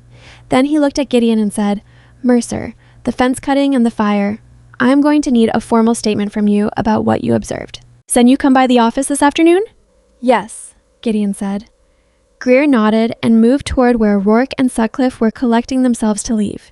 She watched Greer cross the room and stand in front of Rourke and say something she couldn't hear, and she watched Rourke's face move through something complicated, and she thought that whatever was happening between those 2 men was the beginning of a much longer accounting that went well beyond her ranch and her creek and her father's buried strongbox. Sutcliffe left. 2 of Rourke's men who had been standing at the back of the room left. Rourke stood for a moment alone near the window, and for one moment he looked across the room at Adeline, and she held his gaze steadily until he was the one who looked away. She did not feel triumphant. She felt tired and relieved in equal measure, which are both quieter emotions than triumph, and she thought that was probably more honest. Outside on the courthouse steps, Aldous Webb shook her hand and said the original survey would be returned to the county file with a notation of its history, which she thanked him for.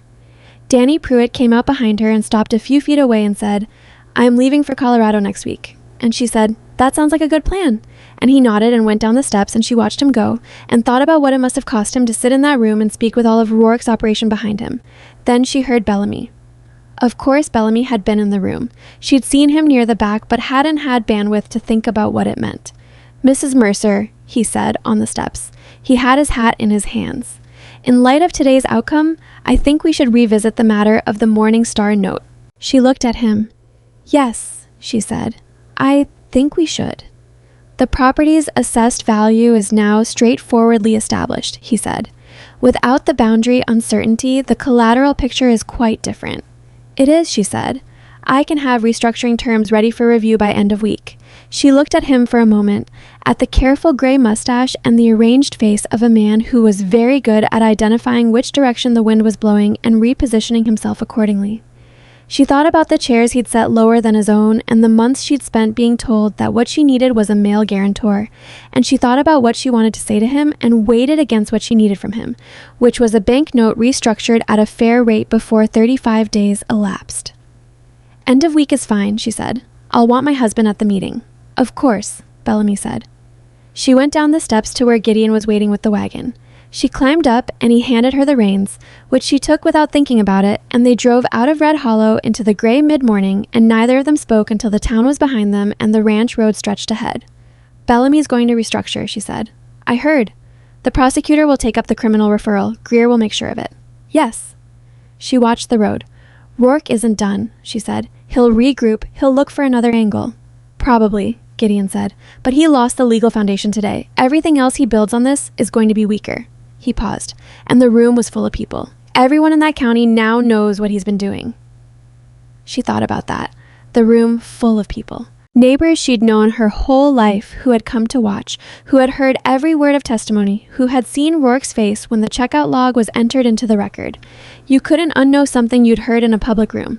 That was the thing about doing this the way she'd done it. Not in private, not settled quietly, but in front of everyone who'd been frightened of Rourke for years. The public nature of it was the point. The Harrow family, she said, and the Beckett family. Greer said he'd look at both cases. I'm going to call on both families, she said, this week. She paused. What happened to them is connected to what happened here. If there's documentation that can be used to recover their properties, that's a long fight, Gideon said. I know. She looked at the road. My father spent 12 years protecting this land, and he never asked anyone for help because he thought the burden was his alone to carry. She paused. I'm not going to make that mistake.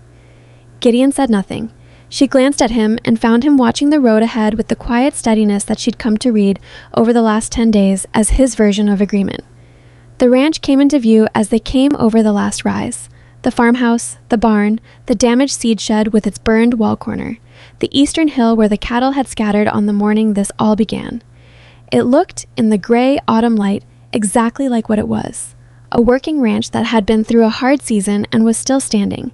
Not because anything about it was easy or lucky, but because the person responsible for it had refused to let it go. She drove into the yard and set the brake and sat for a moment looking at the place. 35 days on the note, she said. We'll make it, Gideon said. She wasn't sure if she believed him or if she just needed to hear it said plainly by someone who meant it. Either way, she got down from the wagon and went to start the afternoon's work because the hearing was over, but the ranch was not, and there was still a burned wall to repair and half a winter to get through and everything that came after that. The burned wall of the seed shed took 4 days to repair properly. Not because it was beyond repair. Gideon had assessed the structural damage the morning after the fire and said it was bad but not catastrophic, which she'd learned was his way of saying a thing was fixable if you were willing to do the work without complaining about it. But because they were doing it themselves, the two of them, with lumber she'd bought at the feed merchant on a credit, she wasn't happy about extending further, and they could only work on it in the hours that weren't already claimed by the ranch's daily operations, which left roughly 3 hours in the late afternoon before the light failed. She held boards while he nailed them. He held boards while she nailed them. Neither of them was particularly good at the other's pace, and on the second day, they had a genuine disagreement about the angle of a support beam that got sharp enough that she put her hammer down and walked away for 10 minutes, which she was not proud of, but which she also considered preferable to saying the things she'd been about to say.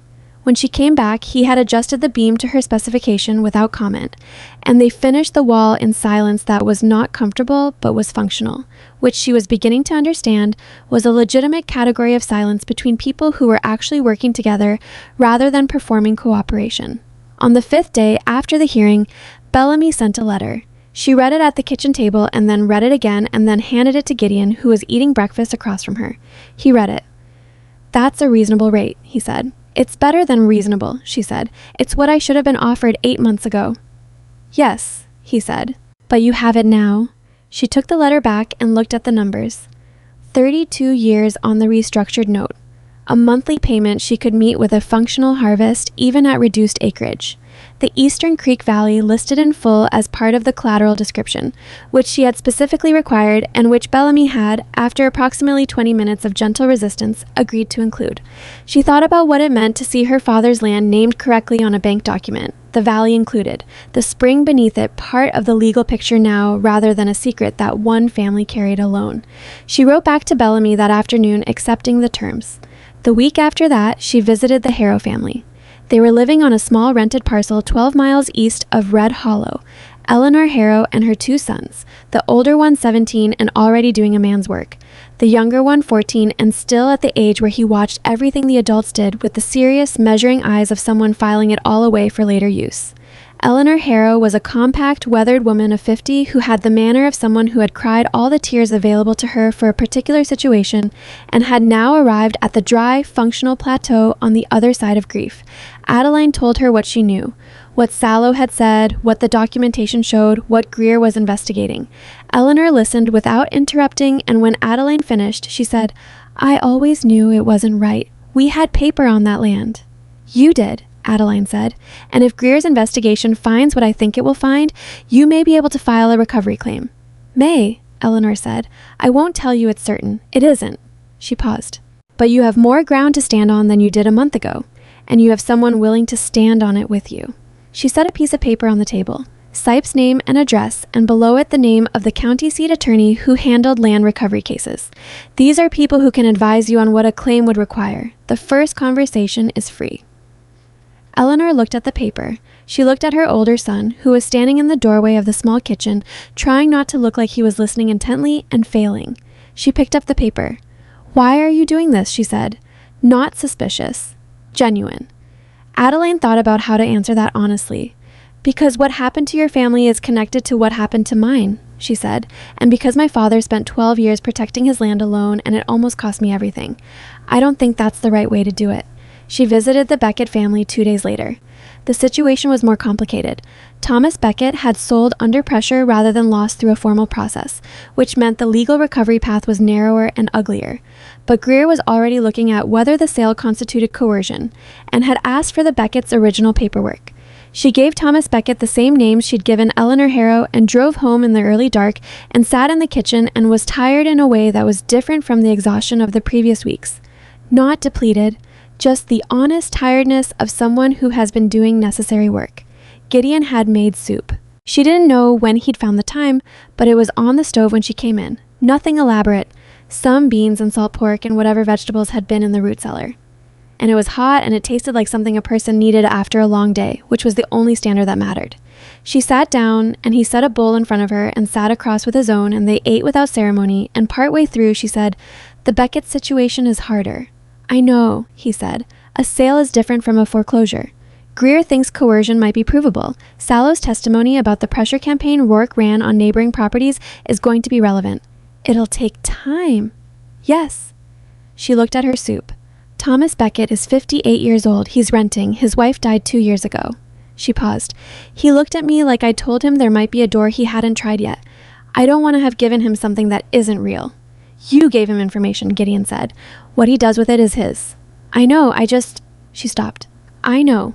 He didn't push past it. He ate his soup. Outside, the wind had picked up and was doing something complicated with the eaves that it only did in the particular cold of early December, and she thought about how winter sounds in a house you know well are different from winter sounds in a house you don't. Familiar enough that they don't alarm you, familiar enough that you can hear the specific variations that mean something has changed. The week before Christmas, Clifton Rourke was formally charged with property destruction, filing a fraudulent boundary claim, and interference with county records. The charges were not dramatic in their announcement. Greer simply sent a letter to the ranch, which she read standing at the kitchen counter and then set down and then picked up again to reread because she wanted to be sure she'd understood it correctly. Rourke was not jailed. Men with his resources and his attorneys were rarely jailed immediately, but he was charged, which meant the legal machinery was now moving against him rather than for him, and that machinery was slow, but it did not reverse easily once it was in motion. She put the letter in the box with her father's documents. Cass Draper left the county the week after Rourke was charged. She heard this from Flora, who heard it from the woman who cleaned the hotel, who reported that Draper had settled his bill and loaded his horse and ridden south and not said where he was going. She had no particular feeling about this. Draper leaving was Rourke losing his instrument of force, which made the ranch safer, and beyond that, it was not her concern where the man went. Winter settled in hard in January. The kind of cold that found the gaps in the barn walls she'd thought were sealed and proved otherwise, that cracked the water line from the well pump so that Gideon was out in 5 below temperatures for 2 hours fixing it, while she held the lantern and handed tools, and they both said things about the cold that were not polite but were entirely warranted. The cattle needed constant management, moving them between pastures, making sure the frozen sections of the creek were broken so they could drink, checking for illness and injury that the cold could mask until it was serious. They lost 2 animals. One to illness she'd caught too late, one to an injury she hadn't seen coming, and both losses hit her in the specific way that losses on a working ranch hit the person responsible for it. Not devastation, but the flat, heavy recognition that you had done your best and it hadn't been enough and you had to keep going anyway. She found Gideon with the second animal in the east pasture the morning after they'd put it down. He was standing by the fence looking at nothing in particular with the expression of a man processing something he hadn't expected to feel. She came and stood beside him and didn't say anything helpful because there wasn't anything helpful to say, and after a while he said, "I keep thinking I should have seen it sooner." "I looked at him 3 days ago," she said. "I didn't see it either." "That doesn't—" "No," she said. "It doesn't make it better. But it's true." He was quiet. Then, I haven't lost an animal on a ranch I was responsible for since Montana. I forgot what it feels like. She looked at him. It was the most he'd said about Montana in 2 months, and she didn't press it. It feels like this, she said. Every time. She paused. You don't get better at it. You just get more certain that you did what you could. He looked at the pasture. Did you? Yes, she said. So did you. They walked back together, and she thought about what it meant that he'd said responsible for. Not a ranch he worked on, but one he was responsible for. She thought about how that word had shifted between them in the months since October, quietly and without announcement, like how a fence line shifts in the ground over years without anyone deciding it should. February brought the letter from the county prosecutor's office confirming that the investigation into the Harrow property transaction had found evidence consistent with coercion and that a recovery proceeding was being initiated. She drove directly to Eleanor Harrow's rented parcel and delivered the news in person because some things should not arrive by letter. Eleanor read the document and her older son stood in the doorway again, and this time he didn't try to hide that he was listening. When Eleanor finished reading, she set the document on the table and put her hand flat on it and didn't say anything for a long moment. Then she said, Conrad Voss's daughter. Yes, Adeline said. He was a good man, Eleanor said. He helped us with a fence repair the year your husband died. He came over with tools and didn't stay for supper and didn't say anything about payment. Adeline held this. I didn't know that. He didn't say much in general. Eleanor looked at the document. Neither do you, apparently. You just do things. She drove home thinking about her father helping a neighbor with a fence in the year she was buried in her own grief, showing up with tools and not making an occasion of it. The ordinary, accumulated decency of a person who understood that a community was built out of exactly those unremarkable moments and that you did them because they needed doing, not because anyone would remember. She told Gideon about it that evening and he listened and then said, That's who he was. Yes, she said. I'm still learning all the ways. March came and the ground softened and the creek ran high and cold with snowmelt from the mountains, and she walked the eastern section with Gideon on a morning when the sky was doing the particular thing it does in early spring in Wyoming. A pale, clean blue that has no depth to it yet, too new, like a sky that is still deciding how serious it intends to be. The cottonwood was showing its first green, just the faint suggestion of it at the ends of the branches, and the creek ran over the limestone shelf with more energy than it had all winter. She stood by the tree and looked at the roots and thought about the iron box that was now in the farmhouse, its contents either in the county file or in the frame on the wall or in the case files of the county prosecutor's office. All of its weight distributed now to the places where it would do something. The hole they dug in October was invisible. The ground had closed over it, and the grass would cover it by summer, and no one would know it had been there unless they already knew where to look. I've been thinking about the spring, she said. Gideon was beside her, looking at the creek. What about it? The aquifer. It's registered to the ranch now. The county water rights assessment is complete. She paused. I've been thinking about what to do with it. It's yours, he said. It's mine, she agreed, but it's also the thing Rourke wanted to monopolize because he understood what drought does to this valley. He wanted to control the water because controlling water meant controlling everyone who needed it. She looked at the creek. I don't want to do that. Gideon was quiet for a moment. What do you want to do? I want to establish a drought-sharing arrangement with the neighboring ranches, she said. Formalized. Fair rates during drought years. Enough that we benefit from the resource and enough that the families around us don't lose their operations when the dry years come. She paused. Rourke turned this into a weapon. I want to turn it into the opposite of that. He looked at her. That's going to take work to set up properly. I know. SIPE can help with the legal structure. She paused. What do you think?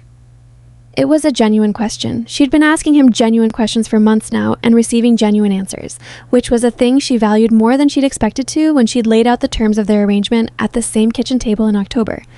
She'd expected a hired hand who signed where needed. She'd gotten something else, which she was still in the process of accurately describing to herself. I think your father would recognize it, he said. She didn't answer that. It was enough.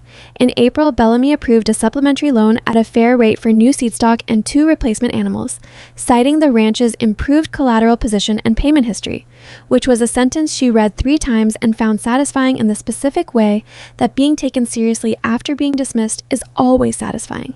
She bought the seed, she bought the animals. She replanted the morning field in the second week of April when the ground was ready, working alongside Gideon from first light to mid-afternoon for 4 consecutive days, and at the end of the 4th day, she sat on the fence at the edge of the field and looked at the turned earth and thought about her father calling this piece of ground the morning field because the light hit it first in the morning, before it reached anywhere else on the ranch. She thought about standing at this fence as a child next to her father watching him work. He'd never made her feel like an observer. He'd handed her tools she was old enough to use and let her use them. And when she did something wrong, he corrected her without making it a lesson about her character. She thought that was normal until she got old enough to understand that it wasn't. Gideon sat on the fence beside her, and they sat in the late afternoon light without talking. And she was aware of the quietness between them as something that had been built over months out of small things. The soup on the stove, the hammer put down and picked up again, the lantern held steady above the iron box, the burned hand wrapped in her kitchen. None of it dramatic, none of it designed, just the accumulation of shared work and shared difficulty and shared mornings and the kind of honesty that develops between people who have stopped performing anything for each other because there isn't enough time or energy for performance when there is actual work to be done. She thought about the 1-year agreement. She was aware that it existed. She had not said anything about it because the date was still weeks away and she wasn't sure yet what she wanted to say, and she was a woman who did not speak before she was sure. May came. The wheat pushed through the morning field in thin green lines that she walked the length of on a Tuesday morning, counting the rows with the same care she counted everything, and the count was good. Not what a full harvest would have been, but honest and real and enough. She stood at the end of the field and looked back along the rows toward the farmhouse and thought, this is the thing her father had called the morning field, and she understood now why he'd named it that. It wasn't just the light, it was the quality of beginning. The particular hopefulness of early growth before you knew yet how the season would go when everything was still possible. She went back to the house and made coffee and set 2 cups on the table and sat down. And when Gideon came in from checking the eastern fence line, she didn't say good morning. She just set the other cup where he'd sit, and he sat and took it, and they both looked at the window and the May morning beyond it. She reached into the kitchen drawer and took out the folded paper that she'd put there in October and hadn't looked at since. The 1-year marriage agreement in her handwriting and his, with both their signatures at the bottom. She set it on the table between them. He looked at it. He looked at her. She picked it up and tore it in half. Then she tore the halves again and set the pieces on the table. I want to talk about what comes next, she said. He waited.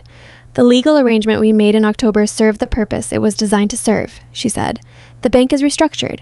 The boundary is confirmed. The ranch is standing. She kept her eyes on him.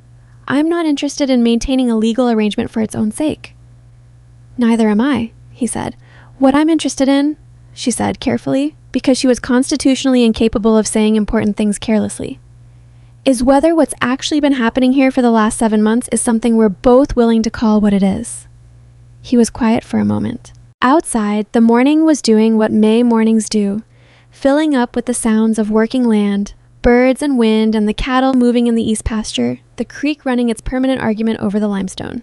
I came here to find work for the winter, he said. I told you that. I know. I told myself it was temporary because temporary was easier than the alternative.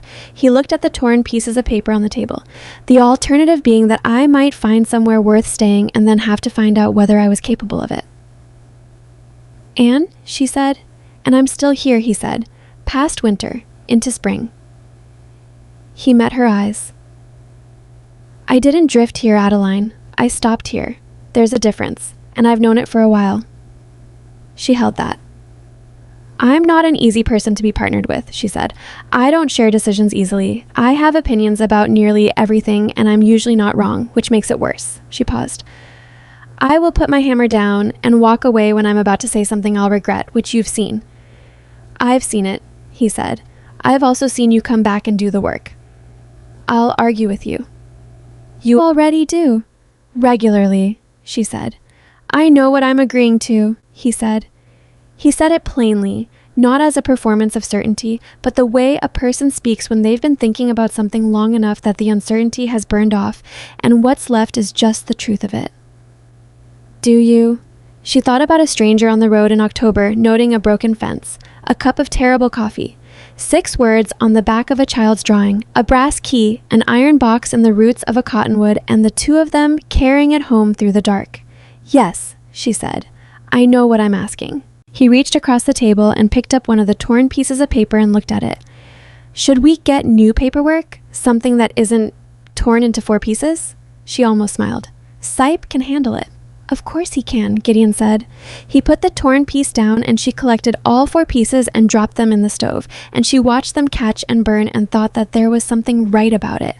Burning the document that had been a tool and keeping the thing the tool had made possible, which was not a legal arrangement, but a life. Her father's land, her father's creek, her father's morning field with its new green wheat, and a man across her kitchen table who had shown up on the road with nothing more than a willingness to stop, and had turned out to be the kind of person who comes back after walking away and does the work. Those people were rare. She was old enough and had lived enough to know how rare they were, and she did not intend to be careless about it. The summer that followed was not easy. Nothing about running Morningstar Ranch was ever easy, and she didn't expect it to be, and had long since stopped measuring her life against some imagined version where things went smoothly. The drought sharing agreement she'd proposed to the neighboring ranches took 4 months to negotiate into a form that everyone could sign, because getting 7 independent-minded ranching families to agree on anything required more patience than any one person should have to supply, and there were 2 meetings where she drove home so frustrated she didn't speak for an hour. But it came together, the way things come together when enough people have decided they want something more than they want to be right about it. By August, the agreement was signed and registered with the county water office, and the spring beneath her eastern creek was no longer a secret or a target, but a documented and legally shared resource that would carry 6 operations through the next dry season when it came. In September, Rourke's trial began. She attended the first day and sat in the county courtroom and watched Sutcliffe, who was still representing him and who looked like a man trying to hold back a tide with his hands, attempt to minimize the scope of what the evidence showed. Webb testified again. Sallow testified again, this time with the county prosecutor asking the questions, and his testimony was more precise than it had been at the hearing, rehearsed without being scripted, accurate in a way that was harder to discredit the second time around. 3 of the other ranches whose losses Greer had investigated were represented, their stories now part of the formal record. Rourke sat at the defense table with the stillness she'd seen on his face at the boundary hearing, the stillness of a man who has run out of options and has not yet fully accepted it. She looked at him once and then looked away. She didn't need to watch him. The proceeding would run its course without her attention. She left after the first day and didn't go back. She had a ranch to run, and the trial was someone else's work now. She had given everything she had to the part of it that was hers to give. What happened in that courtroom was the system doing what systems are supposed to do, which they do slowly and imperfectly and with considerable frustration, but which they do, when the evidence is clear enough and enough people are willing to say what they know. Rourke was convicted in October. Property destruction, fraudulent filing, interference with county records, and coercion in connection with the Harrow and Beckett property transactions. He was sentenced to 2 years and a substantial financial penalty that his attorneys would spend years managing the payment of. She heard the verdict from Greer, who sent another letter, briefer this time, just the outcome and a sentence at the bottom that said, "Your father's land is your father's land." That's settled now. She read it at the kitchen table and put it in the box, and the box was getting full. The original deed from the strongbox was framed by November. She did this herself, carefully, using a frame she'd bought in town, and she hung it on the farmhouse wall in the main room where it could be seen from the kitchen table. Not as a trophy, not as a declaration of victory, which felt like the wrong way to think about what had happened, more as a reminder of the specific thing her father had wanted her to understand, which was not that they had won, but that the intimidation had failed, that the document existed, that you could bury the truth in a box under a tree and it would still be true when someone dug it up again. She stood looking at it on the wall for a moment and thought about a man planting a cottonwood on a cold spring morning and everything he was protecting when he did it, and the way some things take decades to resolve, but resolve nonetheless. Gideon came and stood behind her and looked at the frame. "Straight?" she said. He looked. "Slightly left." She adjusted it. "Now?" "Good," he said. She stepped back, and they both looked at the deed on the wall, the old paper with its recorded boundaries and its surveyor's notations, and Conrad Voss's name written in the careful formal hand of a county record, the Eastern Creek Valley named in full, the spring beneath it now legally registered and no longer a secret, the land confirmed and documented and hers. On the ranch sign at the road, Gideon had added 2 names below Morningstar Ranch in the clean, deliberate lettering of someone who understood that a thing done in wood should be done to last. She'd seen him working on it and hadn't asked questions, and when it was up, she stood at the road and read it and didn't say anything for a moment. Gideon and Adeline Mercer, Morningstar Ranch. "You could have asked me," she said.